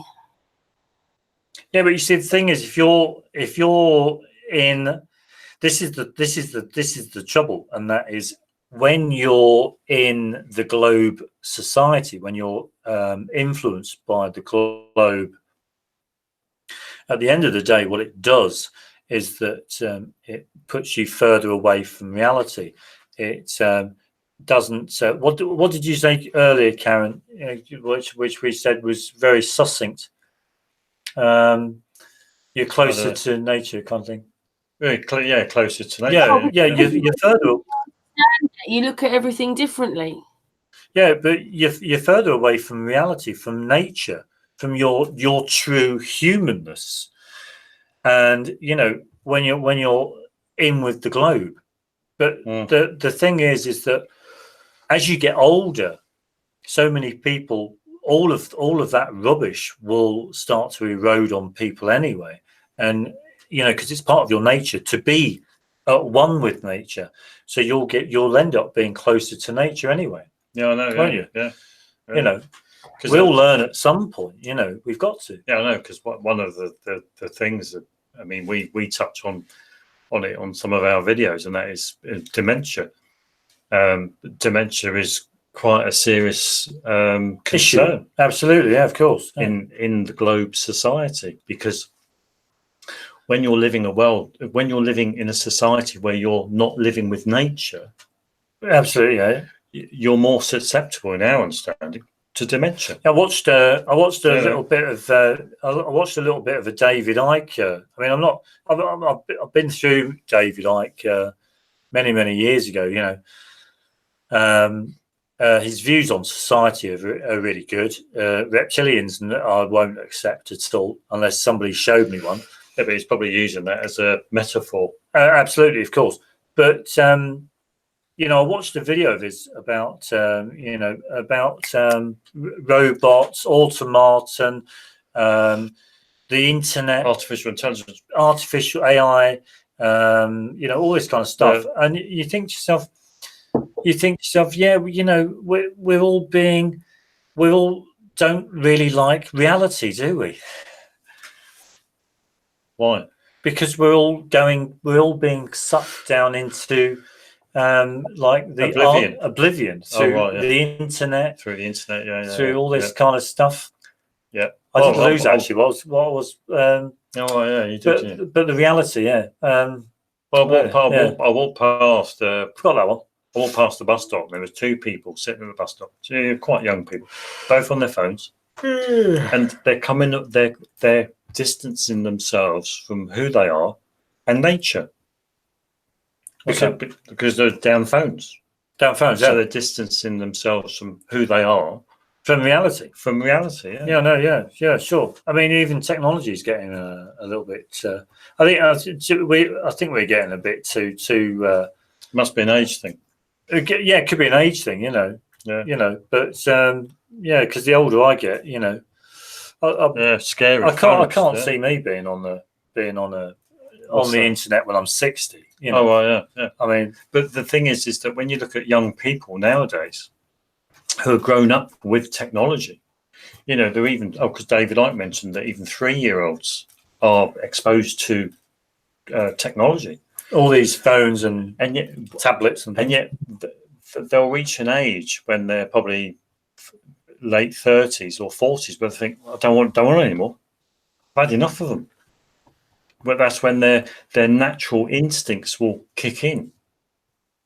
Absolutely, yeah. So I'm just reading some of these comments. I used to love reality, but I couldn't work out what was wrong. I didn't have the info. I'm 75. 75. Yeah, I get younger the older I get.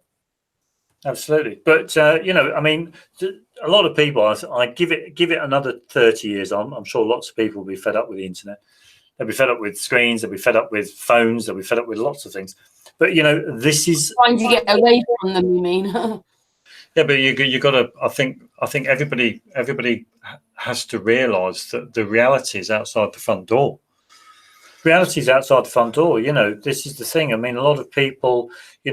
If people were to, I mean, we've done it over the past couple of weeks, and as soon as you start switching off your TV, your computer, your phone, and all this lot, and you actually look round and you think, well, let's switch the computer back on. Well, let's switch the computer back on. This is what it. But you've got to get to a point where you can't be doing it all the time. I've got to admit, the internet. I mean, we have our news. I'm sick of the internet. Absolutely. We have the news ticker on the bottom of our videos. I mean, we've got one of them, which is Sir Tim Berners-Lee. Oh, Sir Tim Berners-Lee receives honour from Royal National Institute of the Blind. Absolutely. For promoting the business. Absolutely, because more and more people are, this is a reality. More and more people are going to be visually impaired because of watching screens, looking at screens, mobile phones. I know it's a lot of people may not like talking about this kind of stuff, but it is a reality for me. Even my eyesight's deteriorated. But it'll be a reality for everybody at some point. Everybody. It's got to be. So but it's the only medium in which, like we were talking about earlier, Karen, it's the only medium where flat earthers can communicate. Yeah. Without the internet, flat earth is pretty much redundant. Well, it's just more on an individual. It's on an individual. It's a personal experience. It's a personal thing, People go online. Yeah, this is one place where we can come together. Yeah, I know that's one good thing. Because I'm beginning to think that the internet is where flat Earth can belong. I mean, society. So you go out there in society, and a lot of people get turned off by it. Like I was saying earlier. We've been doing our group. We've been going out on the street. And we haven't had one new recruit at all in 2 years at all. Yeah, but I think we've had people come and go, visit and for the evening. I mean, we've spoken about this, and we were like thinking, it's all about marketing. How do you market flat Earth?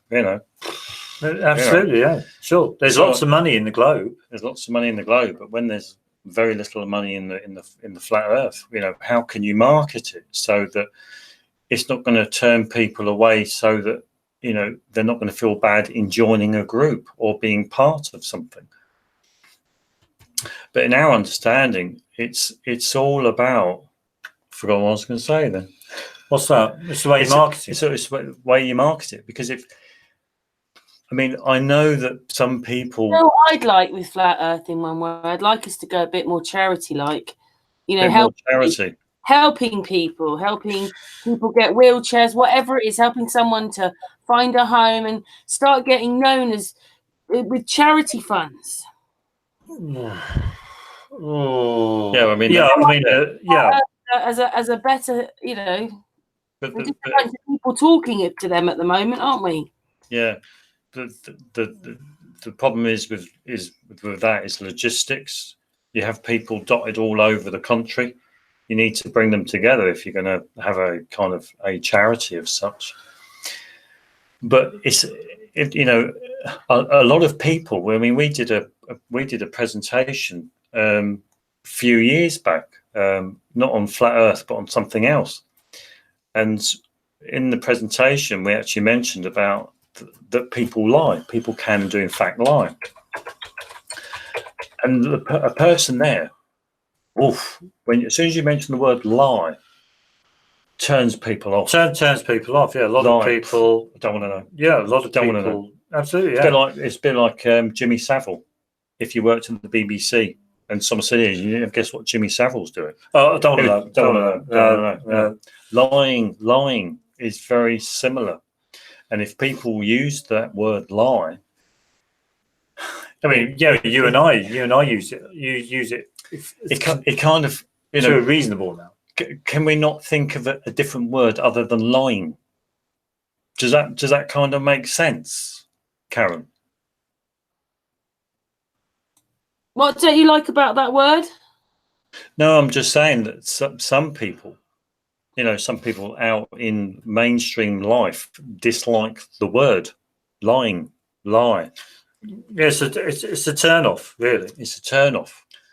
So, it's kind of well, like when you come out and you say something like, "Oh, and they're lying to us," they think, "Oh, that's already turned them off." Well, I would say from my own personal experience, some people would be. Yeah, some people would be, and I think we did a. Yeah, I just mentioned. Well, the talk we did. Yeah. And we said about people lying, and this woman's went like that. She was like, "Oh, and you think, hold on a minute, I'm just being honest." Yeah, I know. Yeah, because people just don't like honesty. People don't like reality. They don't like the truth. I can understand why. Yeah, I was in the opticians a year or two ago, and I was talking with a woman who sat opposite me, talking with her about flat Earth, and she said to me, "I'm kind of thinking that myself, actually, that the Earth's flat.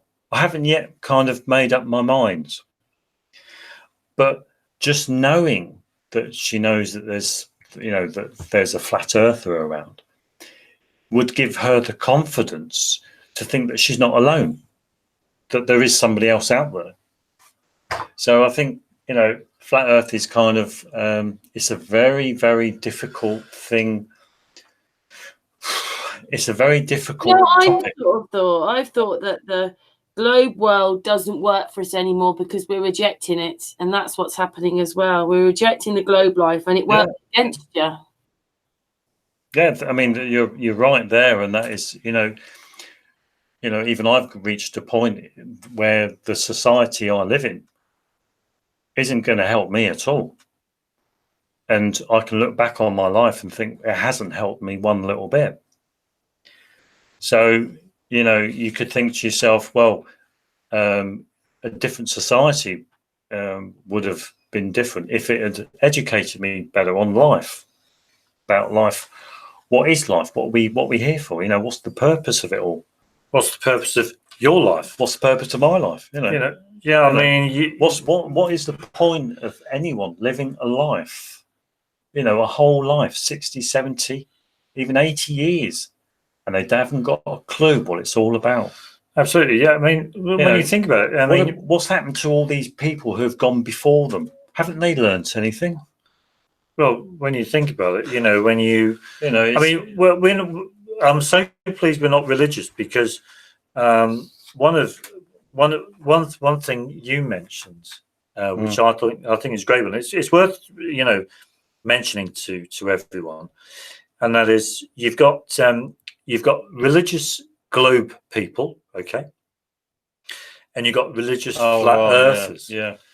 Now we've all heard, I'm sure, the religious flat earthers say that the reason why the globe is here is because it hides God.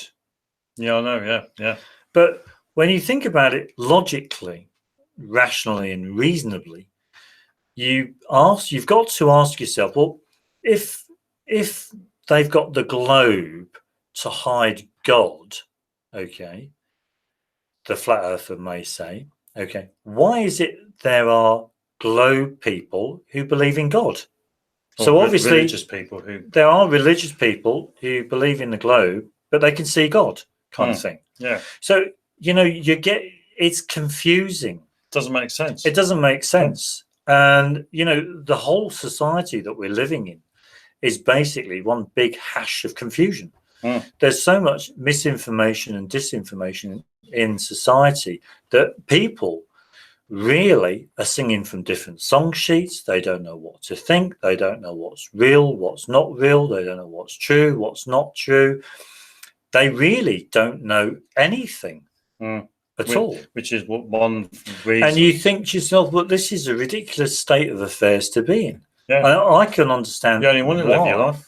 Absolutely. All you want to do is live your life and get on with it. And then, obviously come to your finality and, there you go, blah, blah, blah. Thanks very much. Absolutely. But society's just so, it's just so confusing. There's so much confusion in people's minds. And yet, there needn't be. But we can understand why. I mean, you've got to get to a point where, I feel sorry for people who think the Earth's a globe. Yeah, I really do feel sorry for people who think the Earth's a globe. I can understand why they think the Earth's a globe. Lack of everything that they'll ever know. Even if you said like we can't understand everything and know everything, but imagine what they won't understand. Yeah, absolutely. The thing is that to not believe. I think their drive to want to know things hides a desire to not want to know anything. Does that make sense? Or they've reached they've reached the point where they don't want to know anything. Yeah, absolutely. And they're just quite happy just accepting information by thinking they know everything. Yeah, because they've got you see, one of the things that struck me when I first got into flat Earth, and that is when you're talking to lots of globies, a lot of them will want an explanation for things. Where you say, well, I think the Earth's flat. Well, how does the moon work? How do the stars work? Yeah. How do the tides work? What causes this? What causes that? They're always wanting an explanation. And you think, oh, a minute, why are you always wanting? Why do you think I know everything? Oh, and if you don't provide an explanation, absolutely. Well, you're no good, are you? Absolutely. And if you don't provide an explanation, okay, well, you're wrong. And we're right. That means that you don't know everything. That's really disappointing then. I know, yeah. But it's a crazy way to think. Absolutely. It's the way that they cogitate. It's the way that they understand things. It's the way they've been programmed, brainwashed, whatever word you want to use, conditioned into thinking that man has got answers for everything. And yet man cannot make a piece of malachite. He cannot make a piece of chalk, rock Cretaceous chalk. He cannot make a banana. He cannot make an apple. He cannot make water. He cannot make air. He cannot make the sun. He cannot make the moon. He cannot make any of it. Yeah. It's quite clear that as a flat earther who is more one with nature than man's processed world, and that is you're dealing with people who think they're above nature. Absolutely, who think they're above nature because they think they know how it all formed, they know how it all came about, they know what we're on, they know all this and everything, and yet they can't make a banana. Yeah, I know. Yeah, they can grow a banana, they can grow an apple, but they can't make a banana. Yeah, no, yeah. Out of all of the elements, he's got all of these elements, 100 on the periodic table, organic chemistry as well. Organic chemistry, inorganic chemistry. He's got all of this stuff. He's got all of this wealth of knowledge. Okay, he knows about oxygen. He knows about carbon. He knows about chromium. He knows about strontium. He knows about chlorine, fluorine. The list is endless. 118 of them. And yet he can't put them all together and come up with a banana. Yeah, I know. Can't come up with a banana. which shows, which proves, which demonstrates how inferior human beings really are. Yeah, I know. Yeah. In the eyes of nature. Yeah. Now, if I was a God person, I would say, in the eyes of the Lord, Well, the Lord made it. God is, I'm sure some people probably have heard a religious person when they say, you can never come to know God. It's the same as saying you can never come to know nature. Because I always use the word nature rather than God. Or life. Or life, but that's just me. That's my understanding. But I mean, it's so nice to even have that understanding, to reach that understanding when you know full well that human beings cannot even make a nut, a peanut. Can't even organise up in the brew. They can't do all this stuff. They can make aluminium metal. Well, that's obvious because they're extracting this, they're heating up this with that, and they're melting this, and they're mixing this, and they're diluting this, and they're putting this under pressure. Lo and behold, they come up with this metal called aluminium. Well, hey, big deal. There's nothing special about that. I know, you're just manipulating your environment. Yeah. But here's a good one for you. You try making a banana. Go on, make a banana. I can eat it. Yeah. So that's so that's the Globey challenge. That's the globe. That's the globe challenge. Yeah. If globe people out there think that they know everything, they have all the answers and everything, make a banana. Make a banana. But they can't. And don't use a banana seed to make your banana, because then that's cheating. You can make a mess I clean up after one every day. Absolutely. I mean, it's it's good to be on that understanding, isn't it?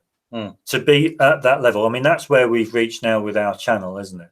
Yeah, basically, because we'd love to do some things on with creating a kiln, doing some kiln stuff. It's possible, but we haven't got the facilities. The facilities, yeah, because that would be quite interesting, because it would be how we could help further our understanding, help further our understanding of oxygen, how substances can be heated up in air, and the air can be absorbed into that substance, be halogenated, because the substance expands because it's so hot, creating a vacuum inside which sucks or draws in all of the hot air, and then that object will obviously, when it's cooled or cooling, it will contract and compress that air and trap it in, and oxygen. That's how oxygen is created. Absolutely. But little things like that, and also using carbon. Yeah, charcoal. Use charcoal to actually make charcoal. Absolutely, metal, of course.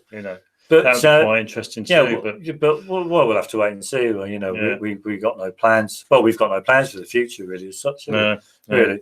But it's just a good way of, in our opinion, it's just a good way of understanding, what burning how we into rock using limestone and pressure. Wood.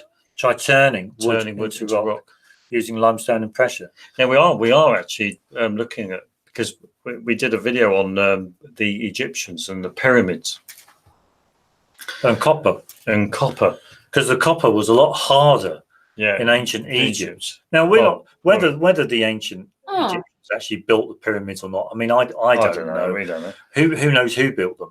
But all that Silver Hill up the road is chalk. Is a chalk pyramid from me. Anyway, carry on. Oh, there's a chalk pyramid. Up the road. Oh, right, okay. Yeah.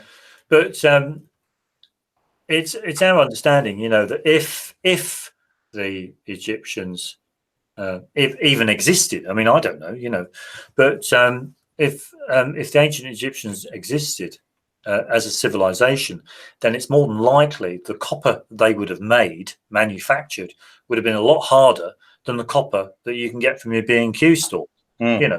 because they add so much more to the copper nowadays in its manufacture that it's a lot softer, it's a lot more malleable.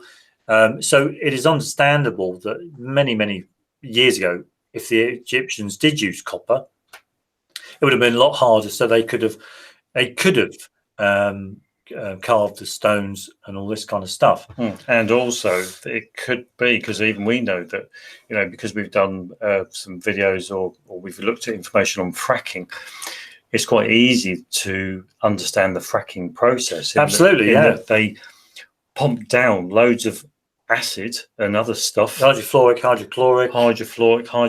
acid, sand, all down into the shale layer, and it basically dissolves the rock. And they bring that up to the surface and then process it, because that's all they do. There's no in our understanding. Well, they gasify it, really. Oh yeah, basically they essentially gasify it. But the ancient Egyptians the ancient Egyptians could have known of some kind of acid that could have liquefied rock. Absolutely. Now, when you look at they could have molded a lot of the stones. They could have molded a lot of the stones, because when you do look at an awful lot of the photographs of the stones in ancient Egypt, or in Egypt, sorry, they do actually look molded, because they look an even texture. They don't actually look as if they were a naturally occurring block of stone. They look evenly textured all over, which would give one the impression that it's been molded. So, given the location, Egypt's one of the driest places on earth. It's more than possible that through many years being out in the heat, very dry, arid land of Egypt, it's more than possible that rock has hardened to it's baked. That's how they used to make bricks. Absolutely, used to put them out, but it's only put them out in the sun to basically get hard. I mean, we would have a go at making something out of or converting, say, limestone into a shape, but it would be good if we had some hydrofluoric acid, because hydrofluoric acid would be great for granite, which is what the Egyptians carved their stone from. Granite. Well, mainly they but hydrofluoric acid is very dangerous, and it's not something we would even endeavour to make. No. But hydrofluoric acid. A lot of Egypt has access to a lot of resources. Man's been playing around with his environment for since all the time he's been on the earth. So melting rock or softening rock to put it into molds is a feasible, from our point of view anyway, is a feasible proposition. We're not saying that that's exactly how they do it, definitely or not, but it's just a good possibility. Definitely. So that's that. Well, I think there was only one thing we wanted to say, wasn't it? About what was that? I'm just trying to think. Really, it was something about something about. I'm sure it was something about flat Earth or globe Earth. I don't know. I'll just say that Trouble About's joined us, but I don't think she's got a microphone, so she can't say hello. But she wanted to come on. Oh right. There she is. Yeah, sorry, we've just got our. We had the chat screen on. Yeah, no, my mic's working. I got my right. iPad in. It's that Australian accent, Yeah. You're the one with the accent. I speak normally. Have you are you aware of Wolfie 6020? Yes. Yeah, he doesn't talk to us anymore. No. He doesn't talk to us. We left him a message and we haven't had a reply from him. We're heartbroken. We've even been banned from. I did a little hangout with Team Skeptic, and even he's ignored me as well. He doesn't talk to me anymore. Yeah. It's not Well, good. you are scary, you guys, you know. Do you think so? Oh, right. No. It's probably because we asked them to make a banana. Absolutely, it could be that banana. You know, I think it's the banana. They're scared of the banana. You know, I didn't see that one. yeah, absolutely. So if you ever see a globe, you know, this should go around the flat Earth community. Yeah. The Globey challenge. The Globey challenge. Yeah. If you think you're right, the Earth's a globe, please make us a banana. Yeah. You know, if you can make us a banana, and I'll eat it, and it tastes like a banana, and it is a real banana, then wow, you know, I'll whatever you say, I'll do whatever you say. Yeah, absolutely. But I mean, I suppose, yeah, it's a good way it's a great way to get there, isn't it? What's that? The fact that man doesn't know anything. Absolutely, man can never know anything about his natural environment. But what I've kind of realised that is one thing that's really kind of sort of helped me in some respects, and that is realising that we're all equal, we're all the same. There is no difference between any one of us. Absolutely, yeah. There's no difference whatsoever. Oh, you come up with something about that, didn't you? About isn't it ironic that we live in a society where, you know, we're all equal as such, but you come up there's that equality thing, but they're in religion. Oh, and this is a good one. Yeah, think about it this way. Now, religious people, especially in Christian church, will say that everyone's equal. God created in the eyes of the Lord. In the eyes of the Lord, everyone is equal. And yet, when you look at the hierarchy of the church, okay, you got your reverends, you got your bishops, then you got your archbishops, then you got all of your social structure. He's above him. He's above him. He's above him, and yet everyone's equal in the eyes of the Lord. Doesn't make sense, does it? It really doesn't make sense, does it? When you think about it, you know. And we're not all equal anyway. We can't all do the same things, and you're not even equal in your own life. Like the things I can do now, I couldn't do when I was 5, and things I can do now, I'm not going to be able to do when I'm 90. So. So basically, that statement that is absolute rubbish. Then everyone's equal in the eyes of the Lord. Yeah, it's rubbish. It's rubbish. No, but we are all equal in the sense that we all on a moral standing. Yeah, absolutely. Yeah, we all experience. We all experience. We all do this and that. It's just maybe I'm on a anti-religious rant, you know, but you know, we're all equal, but we're unique. Like it's this oxymoron of opposites, isn't it? Yeah. Did David Icke manage to get into the country then? No, I don't think so. There was some big hell up about that. I saw that on the internet. Oh, did he get in? Did he? I don't know. I don't follow it. I watched it. I ended up watching. There was David Icke in this hotel room, and he's going to the viewers. He's saying, you know, I'm here. I'm overlooking LA, Los Angeles airport. I'm supposed to be in Australia now. So 4 hours before his flight, they cancelled his visa or something. They cancelled it, yeah. And I'm thinking, you know, they shouldn't be able to do that, you know. But it's their, you know, it's their land. You know, in the UK, you know, I hear so many people talk about, you know, taxpayers and money and all this kind of stuff. But, you know, I tend to think that, you know, I don't have money of my own. You know, nobody would trade with me if I had money of my own. Absolutely, yeah. So it's not my money. It's their money, you know. So, you know. Even the trade world, I mean, what do you got to trade when you're 90? You know? How are you going to trade then? You know, like what are you going to give back to society? You got a Zimmer frame, catheter bag. You could trade that, couldn't you? Well, false teeth. Somebody might want it. You probably have a few sets by then. My grandparents did when they died. Because don't tell me jewelry boxes think we'd find jewelry, and they were false teeth. Like about 6 of them. It was. Yeah. Well, apparently, the dentists are trying to recycle false teeth now. Yeah, I could probably go with that. Yeah, you know, false teeth, recycling false teeth. You know, why not? Yeah. Have you ever You'll have, if you're in your care home, you'll have your false teeth technician come round to visit you. Oh, right, yeah. She'll try you with different pairs. All right, make sure that What these fit like? make sure your gums haven't shrunk since the so, last visit. Or they're a bit tight around the back here. Yeah. Well, try this one, love. Well, like they'll just fill the mold up inside. They'll just mold that to your teeth, and then to your gums, and Absolutely. Yeah, you'd think they'd be made out of a softer material, so that they'd be more flexible in the gum.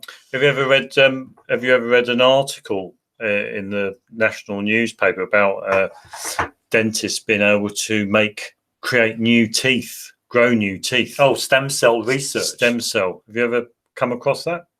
No. No. We came across an article a long time ago about doing stem cell where they've put a tooth.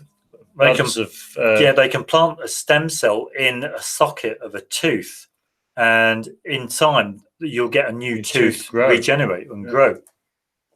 And like now we look back at it, and we just think it's absolute rubbish. Yeah, absolute rubbish. Yeah.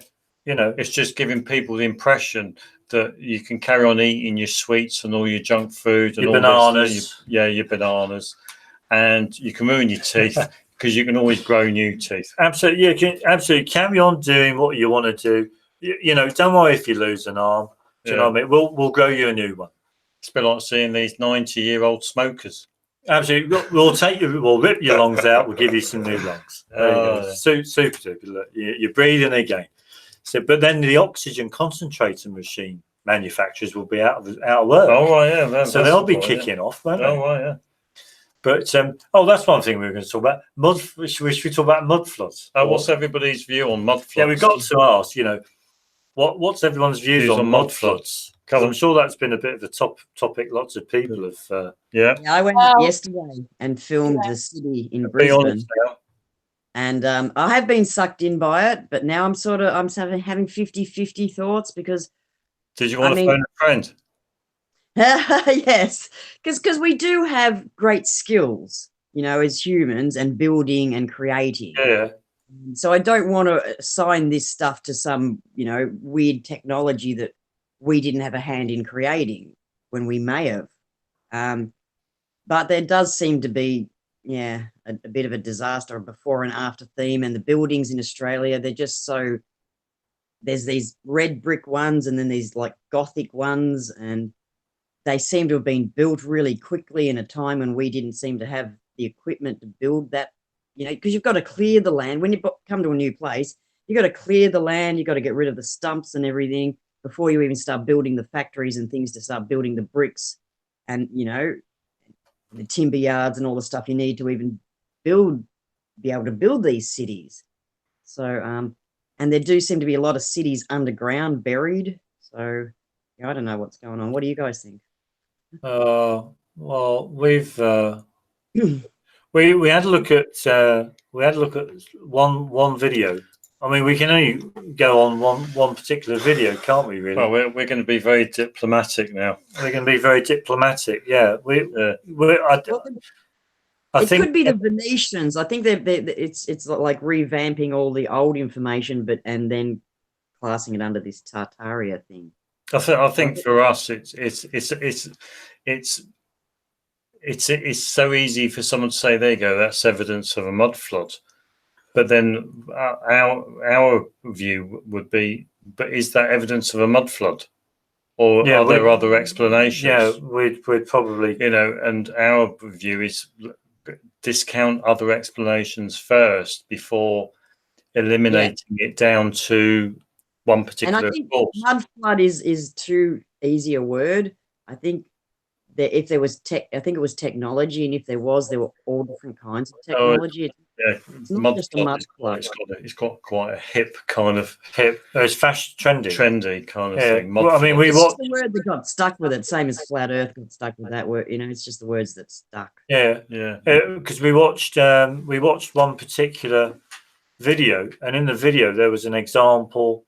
This person gave an example of a church that was in Omaha, Nebraska. and they said in a newspaper article that the land was leveled. So you obviously saw photographs of the church and the ground had been dug around the church, and you saw workmen who were maybe about 20 feet or even 30 feet below, where the actual surface of the ground level originally was. And you saw acros, holding up the brickwork and stuff. And so they were saying that they were leveling off the road. And the guy was saying, well, it's evidence of a mud flood, And, when you looked at the church from like old photographs before they were digging, and then you looked at Google Earth in your street view, and you look at the church now, I thought, in my opinion, it was basically the newspaper article held true, and that they were just leveling off the road on that particular example. I couldn't see any kind of evidence of anything like a mud flood. Another thing that was important in that determination was that even after they'd leveled all of the land, as it were, you still saw the tops of windows just maybe about three feet above ground level, which would indicate to me that they'd obviously put a basement in of some description. So I've not really seen anything that would say oh yeah, it would definitely occurred, and there was definitely this thing, so I'm not really holding judgment at all. I just find it just wanted to get a bit of conversation going about that particular area, that's all. I'm more interested in the technology that they think might have been there, that churches, because when you look at so if I get the there's a few different themes that make the same pattern. So if you put sand on a speaker and play sound through it, music, you get different shapes. And the stars do the same thing.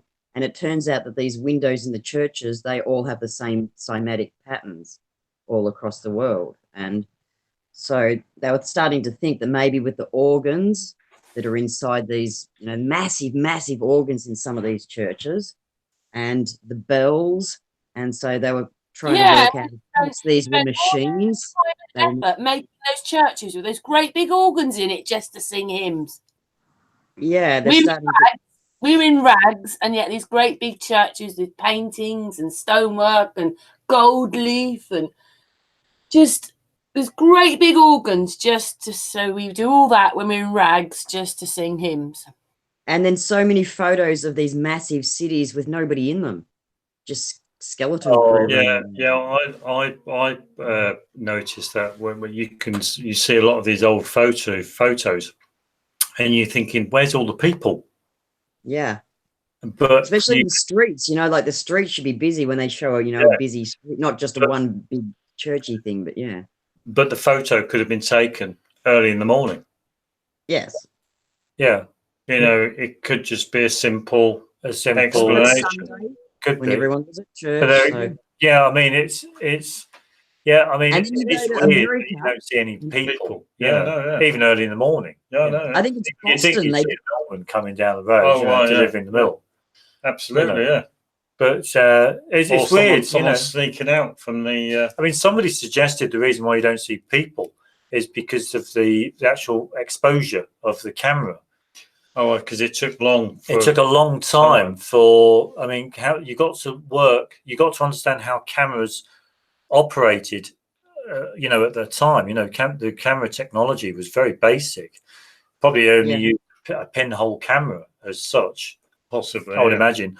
So, and it, like I say, it may have taken a long time it may not have been actually able to take moving objects. But it would have been blurred. I mean, I don't know. But it would have been blurred, surely. I think plague too. There were still plagues running around at that time. So, there were, communities getting wiped out a heap by plagues, diseases and things.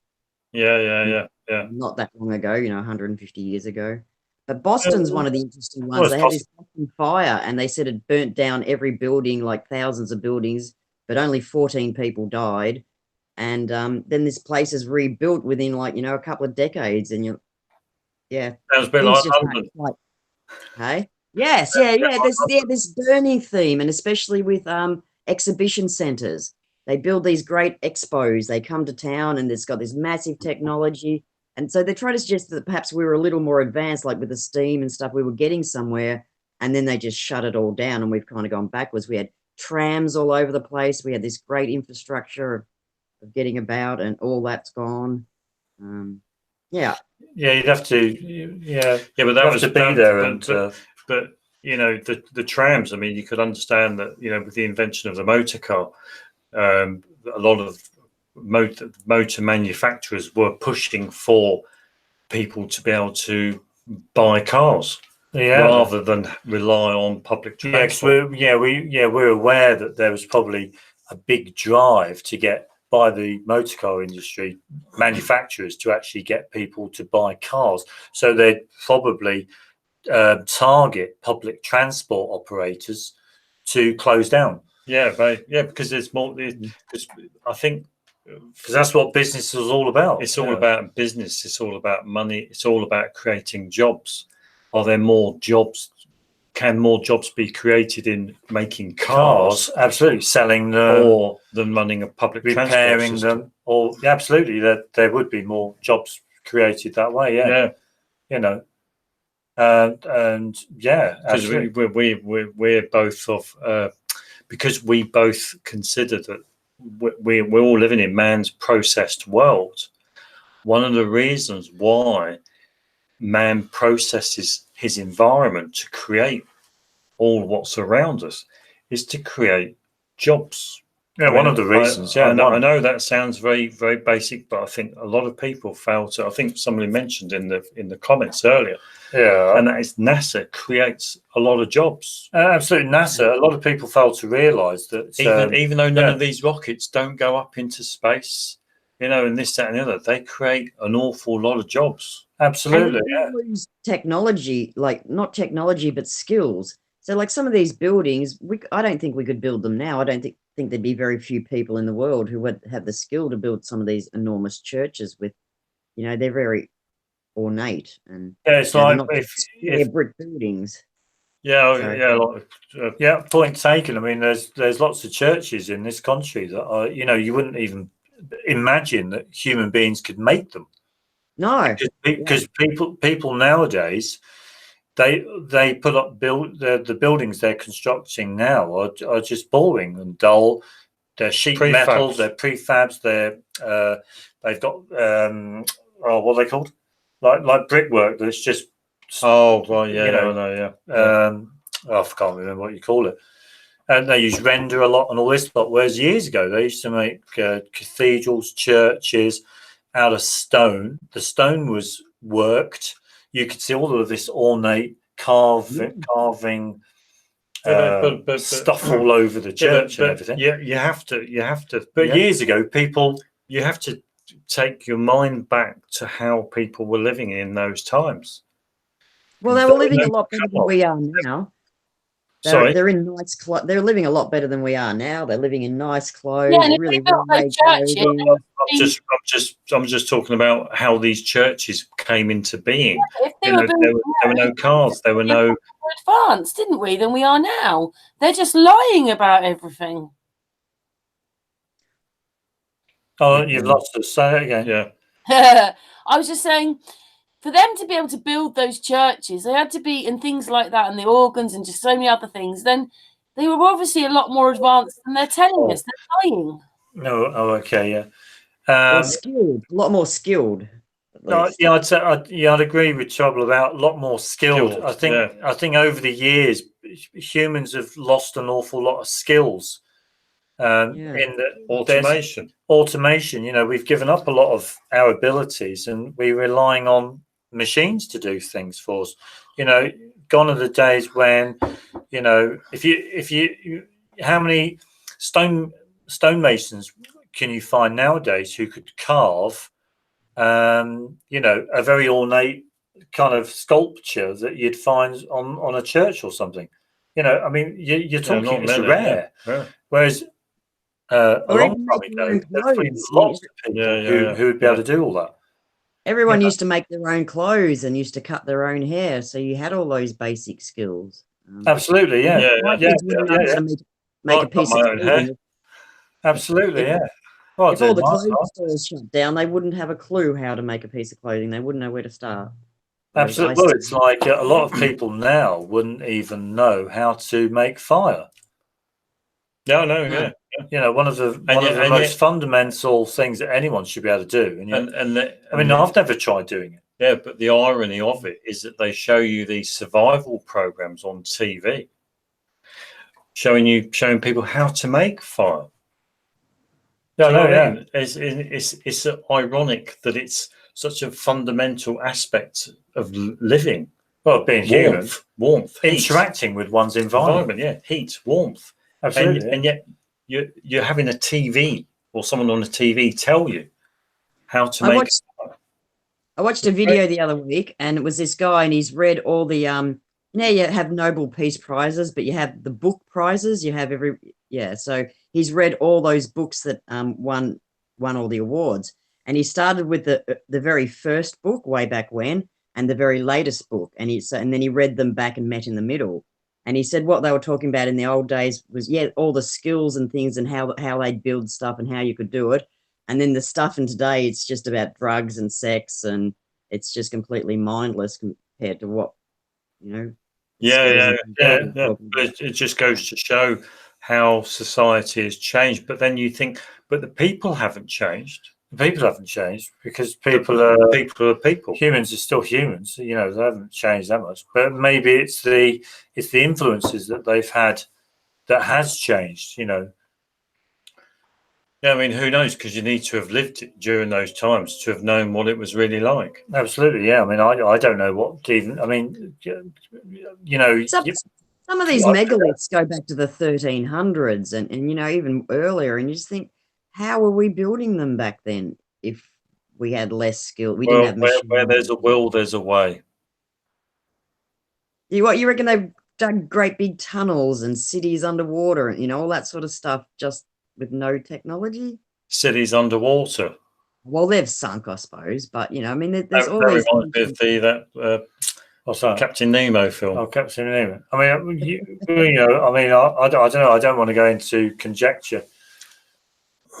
Really, I mean, you know, well, there's a lot of things that will. It's like you could have someone who wants to find the answers to a certain thing, spends his whole life, you know, trying you guys to find out. Earlier about the Egyptians, they might have been able to cast stone or melt stone, or I mean, that's technology we don't have today. Well, I mean, because we talked about this before you came on. And I was listening. In our understanding, there are acids that can liquefy stone, granite. Granite is made of silica. A lot of granite is made of sand, quartz, and you can get an acid, hydrofluoric acid. Yeah, hydrofluoric acid will just dissolve it. Would dissolve that just stuff, liquefy it. Absolutely. But hydrofluoric acid, in our from what we know of it, is quite difficult to make. But the Egyptians could have made it. Or they could have made. You see, they could have made something similar, because it's you know, we can't go and just throw something away like an idea just because, you know, we can't do it now. We can't do it. We can't demonstrate it. We can't prove it. Yeah. But, you know, we've still got to allow that to be a possibility. So, you know, it's just our understanding that it's a possibility. The Egyptians could have discovered some ores, played around with some ores and some mixtures, and managed to develop some kind of substance that would liquefy stone. Yeah, I think so too. Yeah, I think I that's mean, and when you think about it, and then the molds could be all made out of clay. Okay, because we know that the clay is everywhere. Expendable as well. Expendable. Really. You know, lots of civilizations can have used And clay. I watched a video on the same theme. That they were using the sarcophagus, you know, those big stone coffins, and that's where they were kind of doing chemical experiments inside those, and you could put the lid on it and the whole thing would be completely sealed, no air would get in. And yeah, possibly, yeah, it's possible. But I have heard that before. Yeah, you could actually make a mold and then put in your mix to make your stone, let it go off, and then you can take your mold off, and then you can use part of that stone or side of it as your mold for your next stone. Absolutely. So you're forever moving along and building your wall or whatever. Absolutely, yeah, of course. I mean, to me, it does seem a very feasible thing, but it's not something that anyone would want to do now. So why would anyone want to do it now? There's no reason why anyone would do it, because we've got bricks, we've got, the building is done by the people, it's done by companies. All right, yeah. Whereas many years ago, they didn't have all that. Well, yeah, I mean, yeah, because there's no nowadays with construction, there's very little demand for stonework. Yeah, basically for sculptured stonework. There's very little demand for it. There's no money there. Whereas many years ago, you look at. I mean, I had a lift with someone the other day, and he was talking about there's more work available, different variety of work available now than there was 500 years ago. But if you look back at, say, 500 years, probably painting, religion, building, your stonework, things like that, carpentry, food, farming, that was it, basically. Clothing, whatever, textiles. Do you guys think that there is greater tech on Earth than we're getting access to? Like say in the 9/11 thing, when you've got that Judy Woods talking about dustification of the building, and and all the weather modification tech, and do you think that there's more greater tech out there than we're getting access to, knowing about, like even Tesla tech and stuff like that? So Tesla. What did you say about the September the 11th, the Twin Towers? Did you say the dustification? Yeah, like Judy Woods talks about the dustification of those buildings, and then on the other side, that all those ones that caught on fire, and they were nowhere near the place. Yeah, the buildings didn't come down; they basically turned to dust on the way down. Well, I would have thought that. Nothing hit the ground. There was no seismological, whatever those reports are. It didn't do anyway. It was on this thing. World Trade Center, yeah. Where those buildings are, is on this thing called the bar, a lump of concrete. So if the buildings, the Twin Towers had fallen to the ground, then it would have cracked that, and all the water would have come in. So the buildings couldn't have, Anyway, we know that basically. Yeah, everyone knows the September 11 saga. Everyone's aware of it.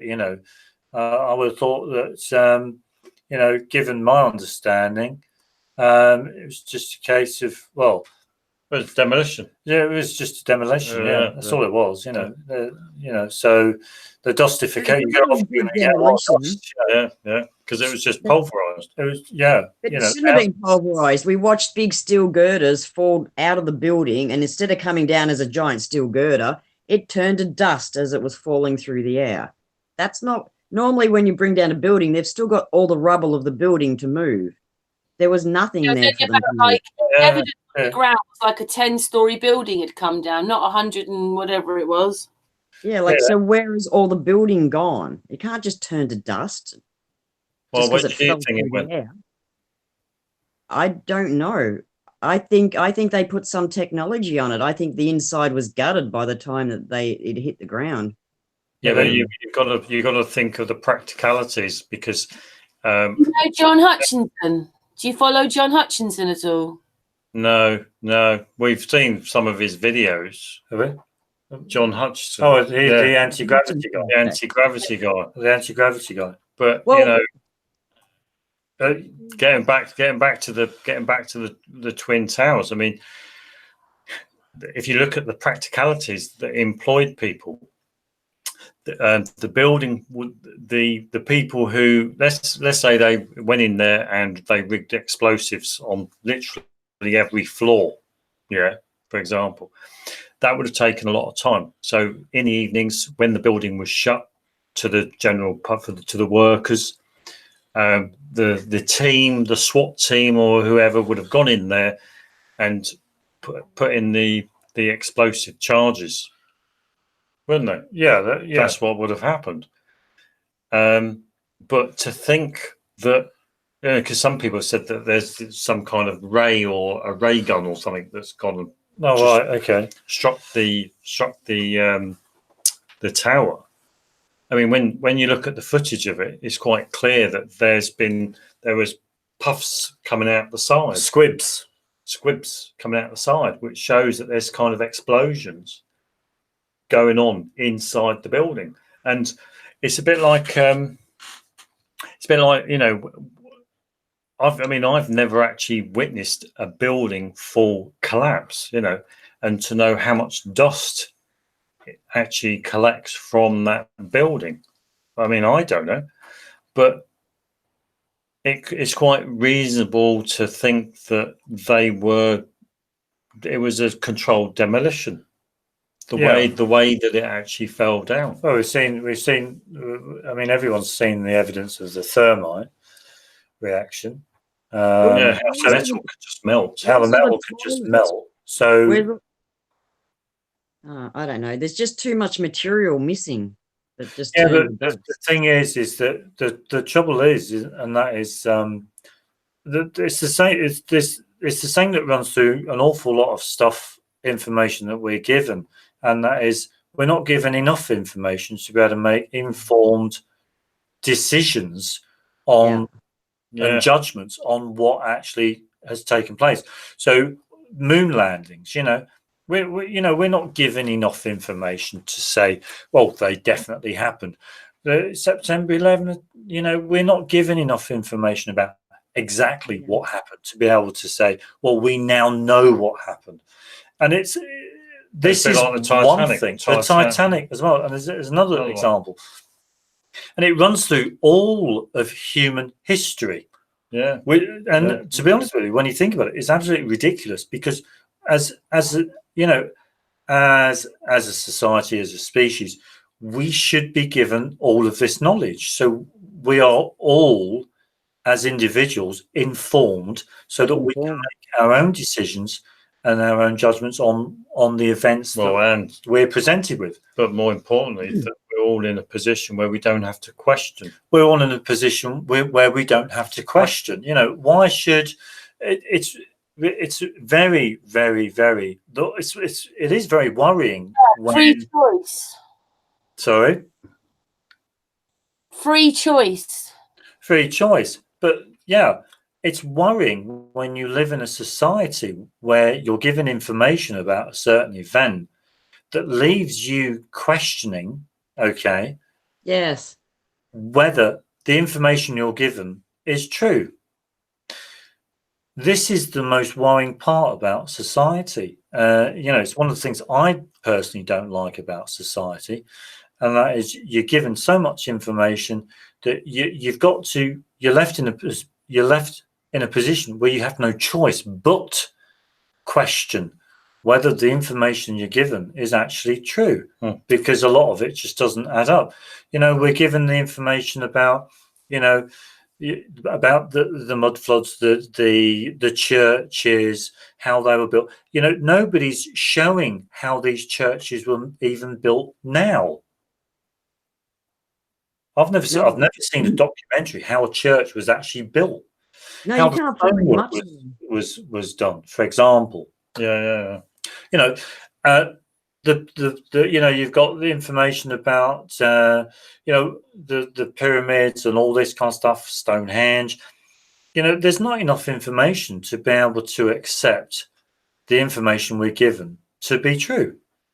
So, you know, whether the Twin Towers were all pulverized into dust and how it was done, you know, I mean, your guess is as good as mine. I mean, I couldn't tell you because I wasn't there and I didn't watch, you know, I didn't oversee it. So I can it's just conjecture. But this all leads to all the confusion. Well, what about the California fires? You know, like all that.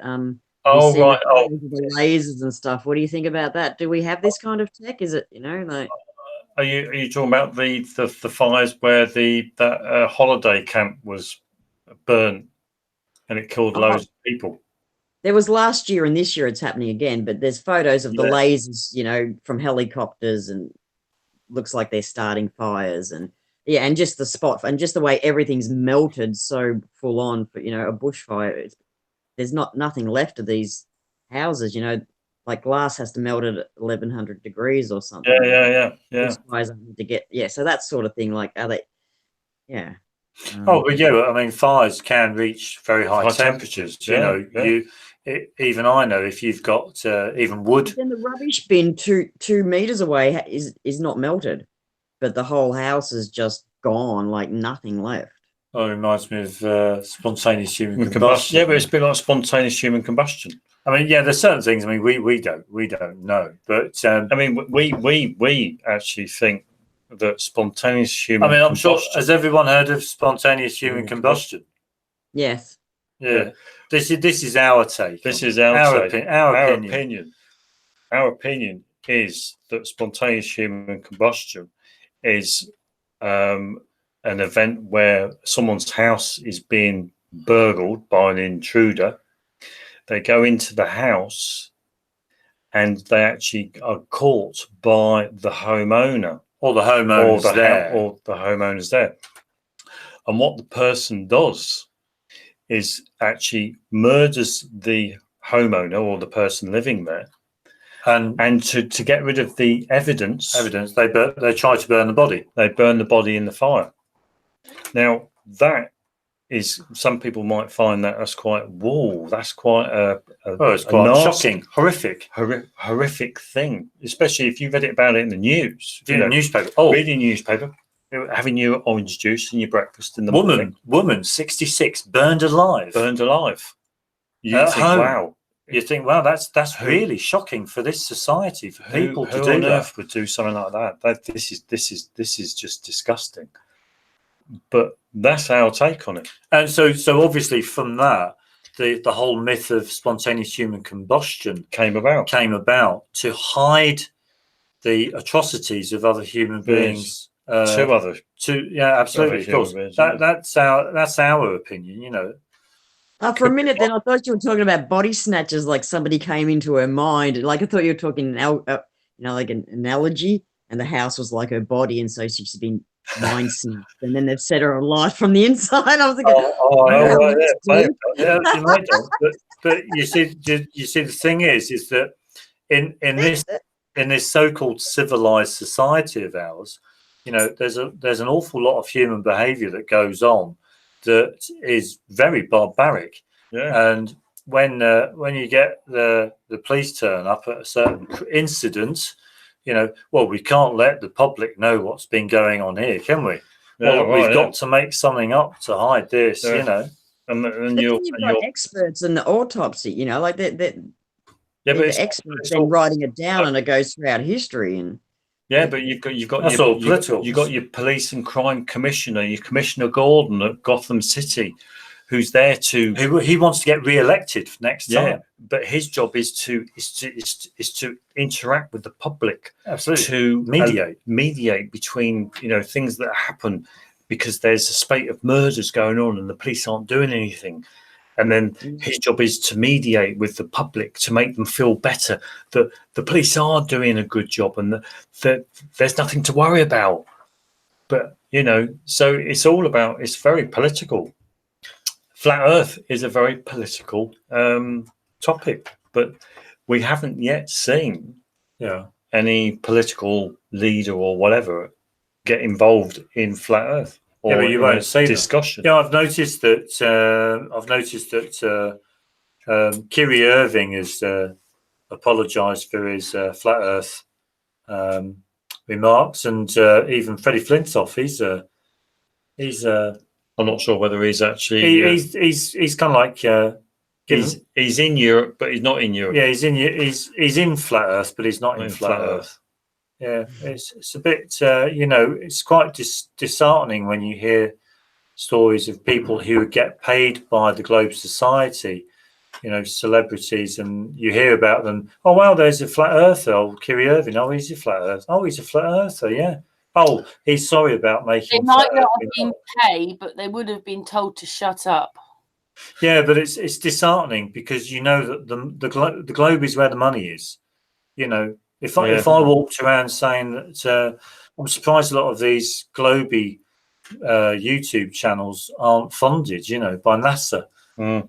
Yeah, but one thing is that that Kyrie Irving apparently, so the news story conveyed was that because a lot of his followers are young kids, young adults, I reckon that they were giving their teachers a lot of hassle about the shape of the Earth, because didn't he mention in that news report that he had teachers going up to him. He had teachers getting on his case. Yeah.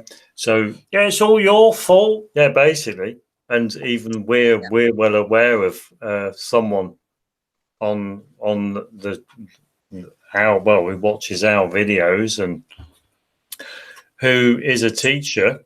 Yeah. And even I think that he's only gotten into challenging Flat Earth because he's getting a lot of hassle from kids at his school.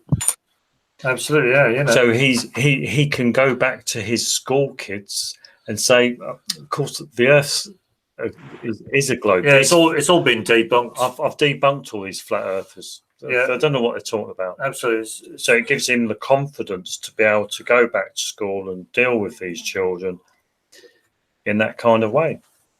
Yeah. Because I would like to be a teacher, a science teacher, and getting hassle at school from a load of saying, "Hey, sir, the Earth's flat, mate." Yeah, what do you think of this flat Earth and Mr. Jones?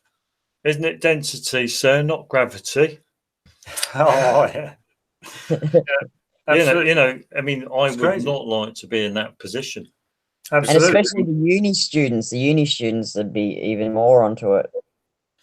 Well, you see, the thing is, with our group, our group here, we have had visits from quite a number of university students, and it must be quite disheartening for them to come to us and hear us talk about flat Earth, and they go online and they research it as well, and they realise there's lots of it, and then they go back to their lecturers and their the seminar leaders and all this lot, and they're talking flat Earth to them. And we're saying it's absolute rubbish. Even these people are having a hard time, because it's something that they can't kind of like what's the word? They can't wangle out of. And I can understand why. As we were saying to Karen earlier, I can understand why there is. It's unsurprising why there's a good possibility of censorship coming on with YouTube. Well, it's possibility.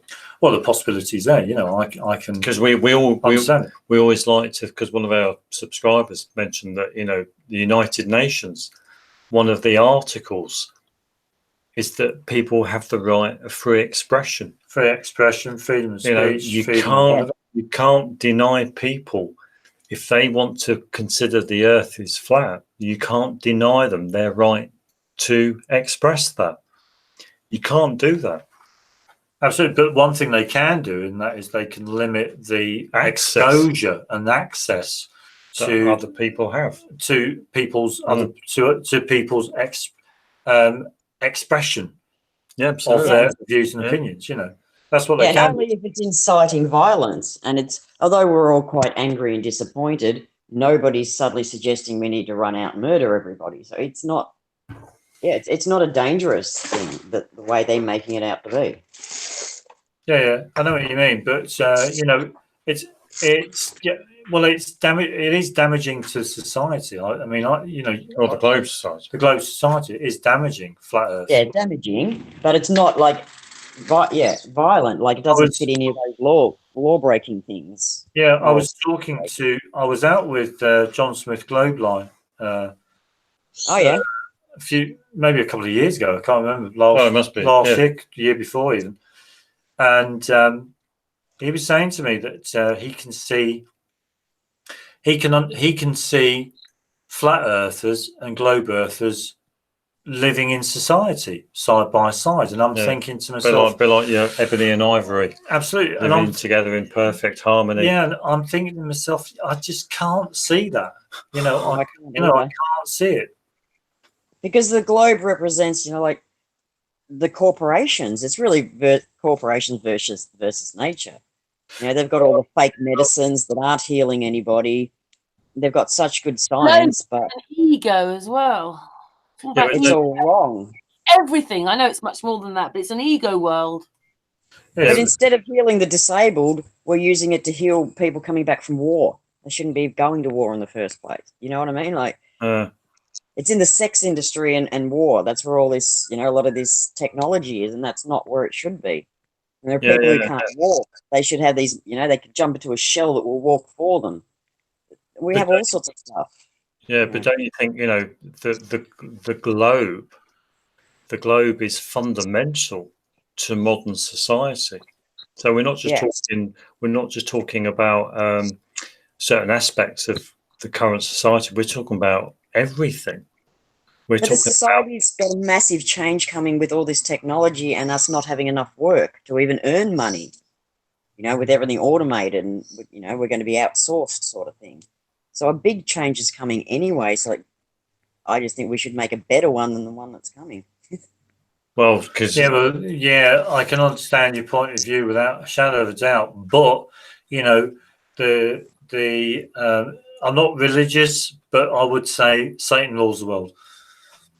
Oh, right. Well, I find Satan and God in law. I don't find them in churches and things. Yeah. I think one's common law, you know, of life, of living entities, and the other one's commerce, you know, law of the sea, dead entities, corporations and corpses. Yeah. And at the moment, you don't stand a chance in court as a single person against a corporation. We've got an entity running the world. It's not like a man with horns. It's just the law. It's the laws. Business. It's money. Well, if we're not religious and we don't follow the 10 Commandments, where do we get our moral standards from? I would have thought the law. Well, but the law is not moral. There's no morals in the law. So, sorry, you go. No, I think you're right. I think, you know, we're just what's the word? You know, the whole globe society is built around money, and you know, at the end of the day, we know everyone should know that there's no money in flat Earth.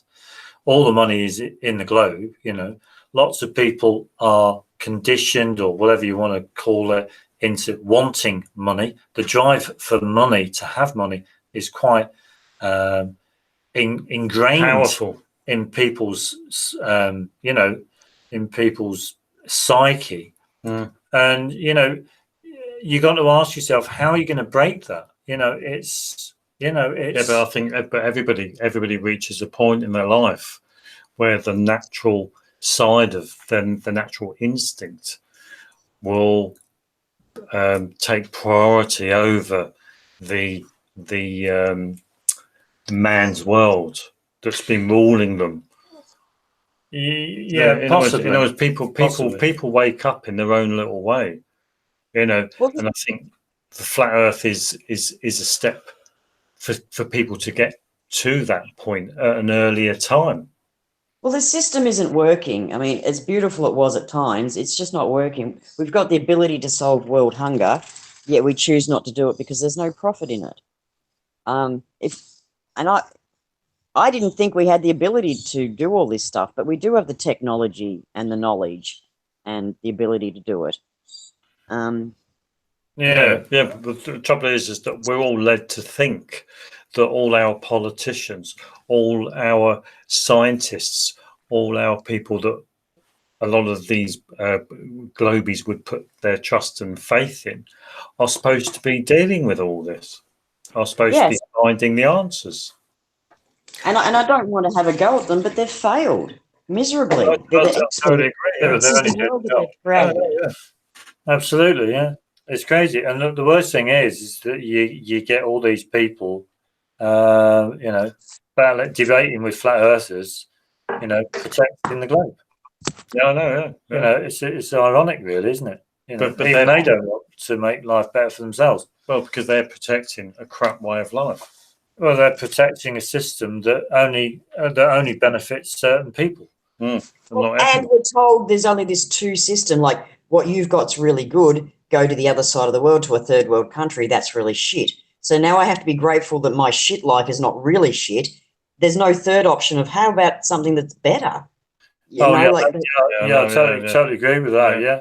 You get the commercials of the very poor country, and you think, well, hey, things could be worse. You could be living there, but they're a lot happier. A lot of the time, you might find that people in these really really poor countries are happier.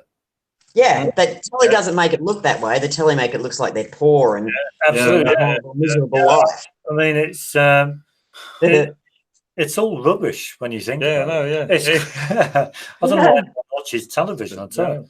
But I haven't watched it in 7 years. But absolutely. But I mean, getting back to reality. I mean, it's so nice to get to a point where I don't think anyone will want to discuss and debate globe flat Earth with you and me. No.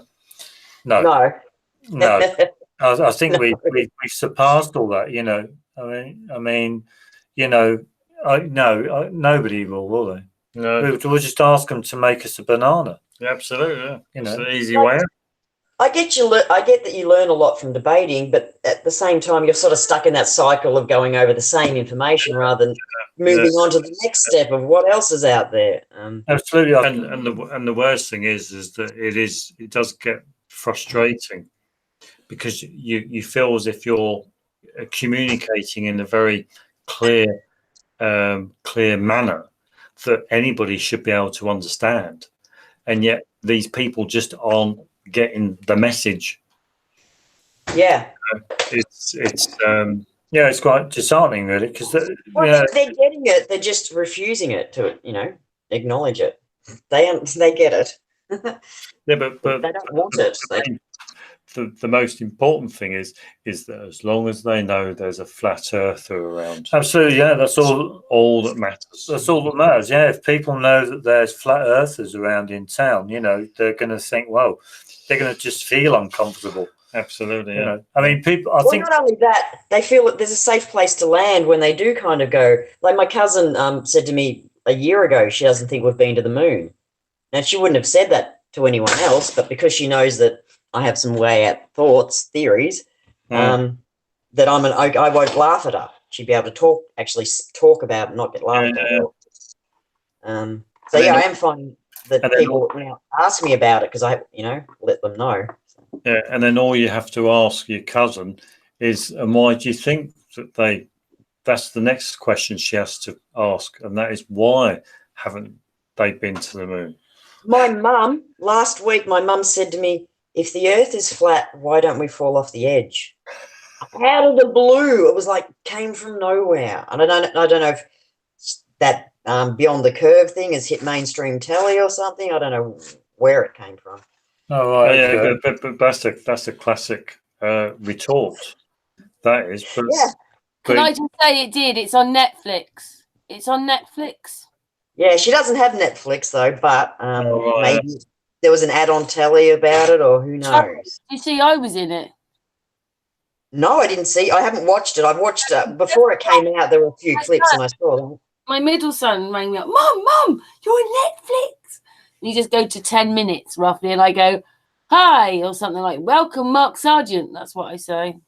Oh no! Oh well, you've He didn't edit it. They did it all. They took all the videos and did. Maybe you got some royalties coming your way. Yeah, autograph. Oh, well, yeah. Hey, yeah, you guys should hit them for royalties. Hit them with their own crap.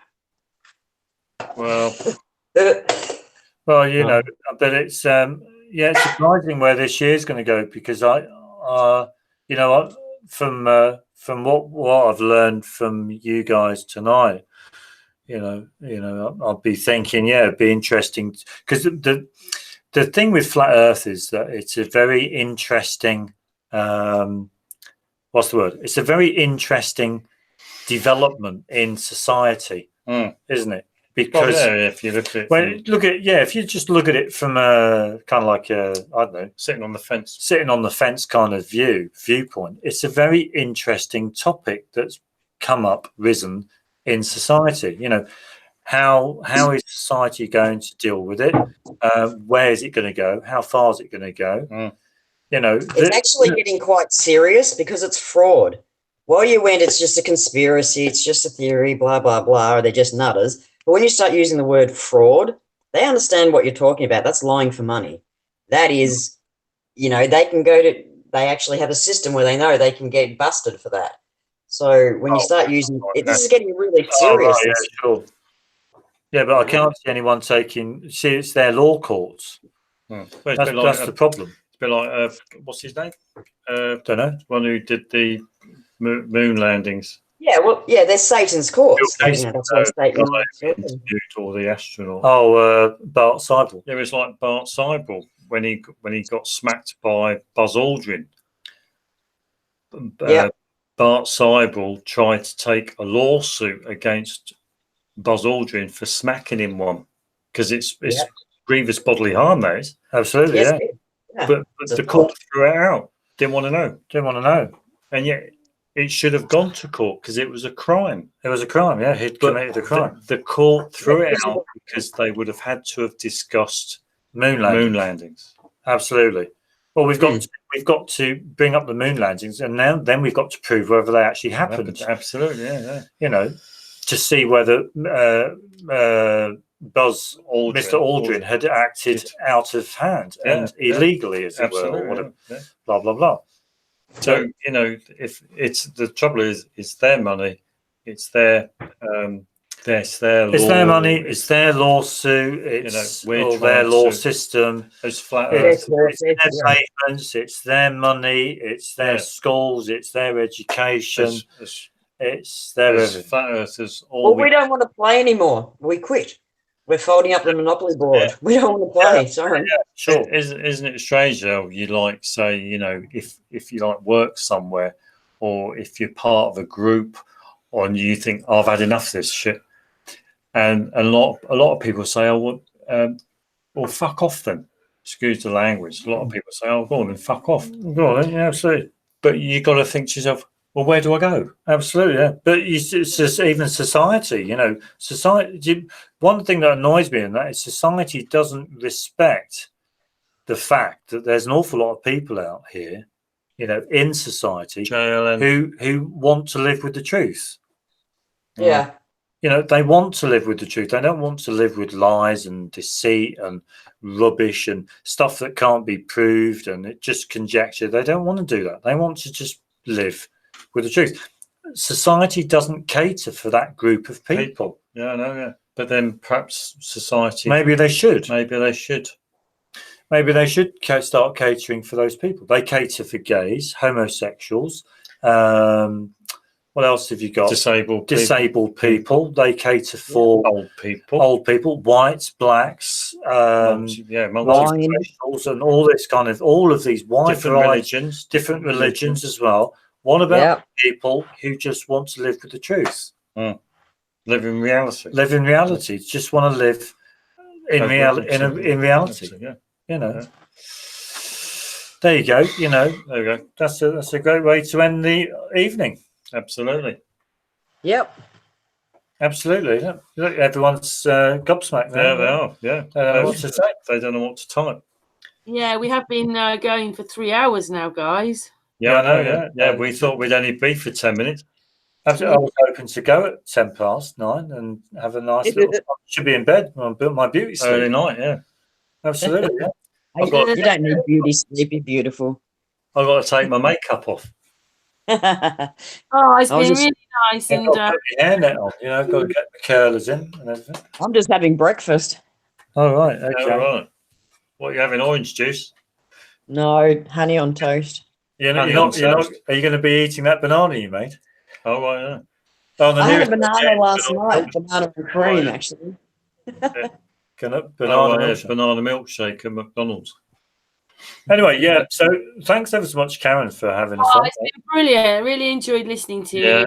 And Yeah. we'll have to say as goodbye well. to everybody. Yeah. Thank you. Before you go, you should tell us Thank what's you. your latest. Forward Yeah, to thank next you, John. week. Yeah, thanks, Yeah, John. thank you, Port Carly, Malvey. I'm just calling Jim them Mango Clark, Tea, Chilster Deluxe, Brandon Cook, Chilster Sparkle, Deluxe. Yeah. Mango Thanks ever Tea. so much. Yeah. Cheers. Why bananas bad? I'm not saying what bananas aren't. No, Bananas are only bad when man tells you he's made one. absolutely. That's when they're bad for you. Yeah, absolutely. Yeah. Absolutely. No, I just found out. I found out. Oh, yeah, sorry. No, I found out that they put chalk in bread.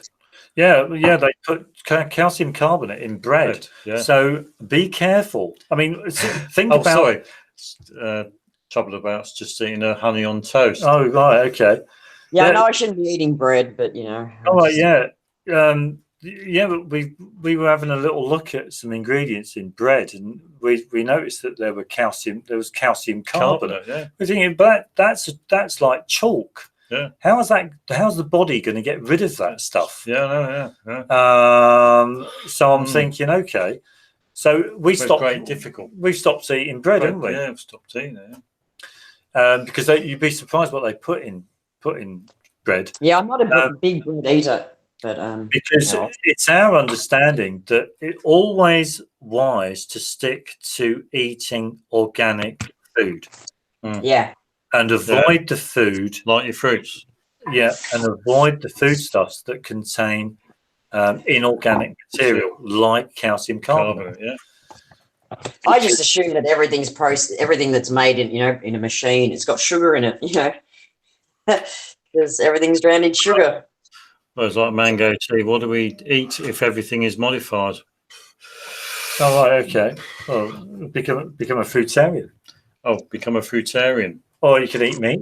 Oh, you can Meat's eat meat. okay. Meat's okay. Meat's okay. Well, fresh meat. Fresh meat, obviously. You could obviously, or you could eat unleavened bread. Now, unleavened bread's probably a lot better for you. Possibly, yeah. I mean, really, I think it's just looking, because for the first time in our lives, we actually started looking at ingredients on the packaging. Yeah, and we'd never done that before. So have a look at the ingredients, and just have a little look at what's in there. Avoid the calcium carbonate. Otherwise, you'd be better. You may as well get yourself a blackboard and use your bread just to write on your blackboard. Well, absolutely, yeah. Because that's what you're essentially doing. Yeah. It's calcium carbonate. Is that what you said? Calcium carbonate? Calcium carbonate. Yeah, it's chalk. Yeah. So, and that causes lime scale. Yeah. In your in your heating elements. And in your copper pipes and everything. And in our understanding. In your sodium enriched copper pipes. Yeah, and in our understanding that could possibly lead to kidney stones. That could possibly lead to kidney stones or gallstones, something like that. Yeah, absolutely. But so there we go. Before you guys go, can I ask what your latest videos are? What do you guys do? Absolutely. Sorry. What are your latest videos? What are you guys doing at the moment? Sort of. Oh, we got a great one. Next one, we're going nuclear. Yeah, we're gonna cover nuclear stuff. But mango tea, he wrote, or she wrote, I'm unsure, but a banana doesn't come with an ingredients label. Exactly. man cannot make a banana. Absolutely. You know, Observing to nature. absolutely. I suppose that's. So we can alter it, can't we? We can alter plants. You know, propagation, is that what it is? You know, when you slowly alter plants. Like you can make a marrow bigger. Make an oblong pea. Yeah. Or even like the Monsanto food where they've got fake stuff growing. I mean, it's food, but it's not food. Yeah, but you've got to ask yourself. I mean, man can't make soil, even though he's got his phosphates, nitrates, and what's the other one? NPKs and potassium, isn't it? Yeah, potassium. Yeah, even though you've got all of these nitrates, potassium, and phosphates, and all this lot, he still cannot make soil. You know, go out to your garden, pick up some mud. He can't make that. Yeah. So the nitrates and the potassium and all this lot that he puts in the soil, you know, he doesn't need to put them in at all. Yeah. Yeah, I know. So yeah. Do all of this stuff Needs to be actually made. affect the plant? Yeah. Does it all need to be made? Absolutely. You know, these are things you can make soil. I wouldn't know. You know, I'd have to. But you certainly need some. I wouldn't know how. You certainly need. How can you make soil? Well, I know you can compost organic matter and make soil, so to speak. But well, yeah, but if you go and I'm talking mud. Oh, the compost. Yeah, well, that would make compost. Yeah. A composter would make compost, but I'm talking mud. You know, mud. Soil. You know, would be awesome to sit and have a face-to-face chat with PMP. Yeah, sure, absolutely. Yeah, I was wondering about that because everything's sand. Mud's not sand, is it? Because it kind of dissolves in water and goes muddy. Or sand doesn't dissolve in water. No, I'm sure. To be honest with you, I'm sure mud doesn't dissolve in water.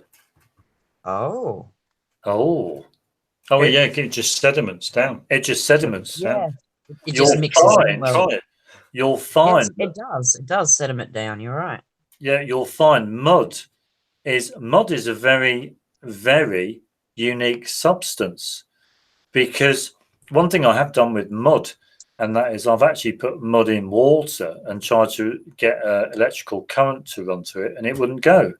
And I would have thought, I thought at the time that because it's an impurity, it would have carried the current, and I would have got my light bulb to light, but it didn't work. Now that tells me that mud is there's no ions. There's no ions in mud, if you accept ionic theory, of course. But what it tells me is that mud is I think mud is a very unusual substance. I do, but that's my personal opinion, you know. But there we go. I've not thought about mud before. I've thought about clouds. Clouds fascinate me. Oh, clouds, because they're used to Earth. We're talking Earth now, aren't we? Yeah, coming back down to the ground now. So you know, we could all say about who else could make mud interesting. Absolutely. But when we look at the ancient, so we're told the ancient 4 elements. You know, we got earth, air, water, fire, and fire. Am I right? Yeah. Well, they are. So you know, now in our understanding, we see a relationship between air and water. We can. It's evident. You know, we can just watch a pool of rainwater evaporate and disappear into the air with the sun on it. Okay, but soil. You know, soil is a very unique substance, because soil, mud, earth. You know. Yeah, because it's the first fertility of the earth, isn't it? Absolutely, and I'm sure not many people have gone into it much, but apart from the floods. But nobody can make earth. Nobody can make soil, you know, mud. You know, it's like water. We can't. It's all this stuff was here already. Absolutely, yeah, absolutely. You know, it was here before we were even born. So we don't know how it was made. You know, mankind. You know, it's great. It's wonderful. It's quite, Absolutely. Anyway, on that note, we've got to go because I'd like to have a cup Bedtime. of coffee. Well, yeah, absolutely. Yeah. Have a chill for a little while. Yeah, it's like for some people, just woken up. Again, thank you everybody in the chat room. Thank you. Thanks everyone in the chat. Thanks, P900 Complex, and everyone else. It's been absolutely super tonight. It's been wonderful. So thanks ever so much. It's been really good. Yeah, thanks ever so much, Karen. We do wish you well on your. You're with friends here, aren't you, Peter and Pete? Absolutely, yeah, sure. No, it's been great actually. Absolutely, yeah. Being with everybody. Absolutely, yeah. It certainly makes us a change because we only do these hangouts with you, and that's it. We don't really do any others. Just love one and all because we couldn't be bothered. But yeah, thanks so much. Yeah, thanks, Mango. So, Brandon. Yeah, absolutely. Yeah, we'll say goodnight, and we'll say goodnight. Hope everyone enjoyed. And we're going to look forward to doing our next little upload. Absolutely on nuclear. Yeah, we're going to go nuclear. Yeah, so thanks so much. Nuclear. Excellent. See you later. Thank you so much. Yeah. She was. Yeah, nice one. Everybody. Thank you.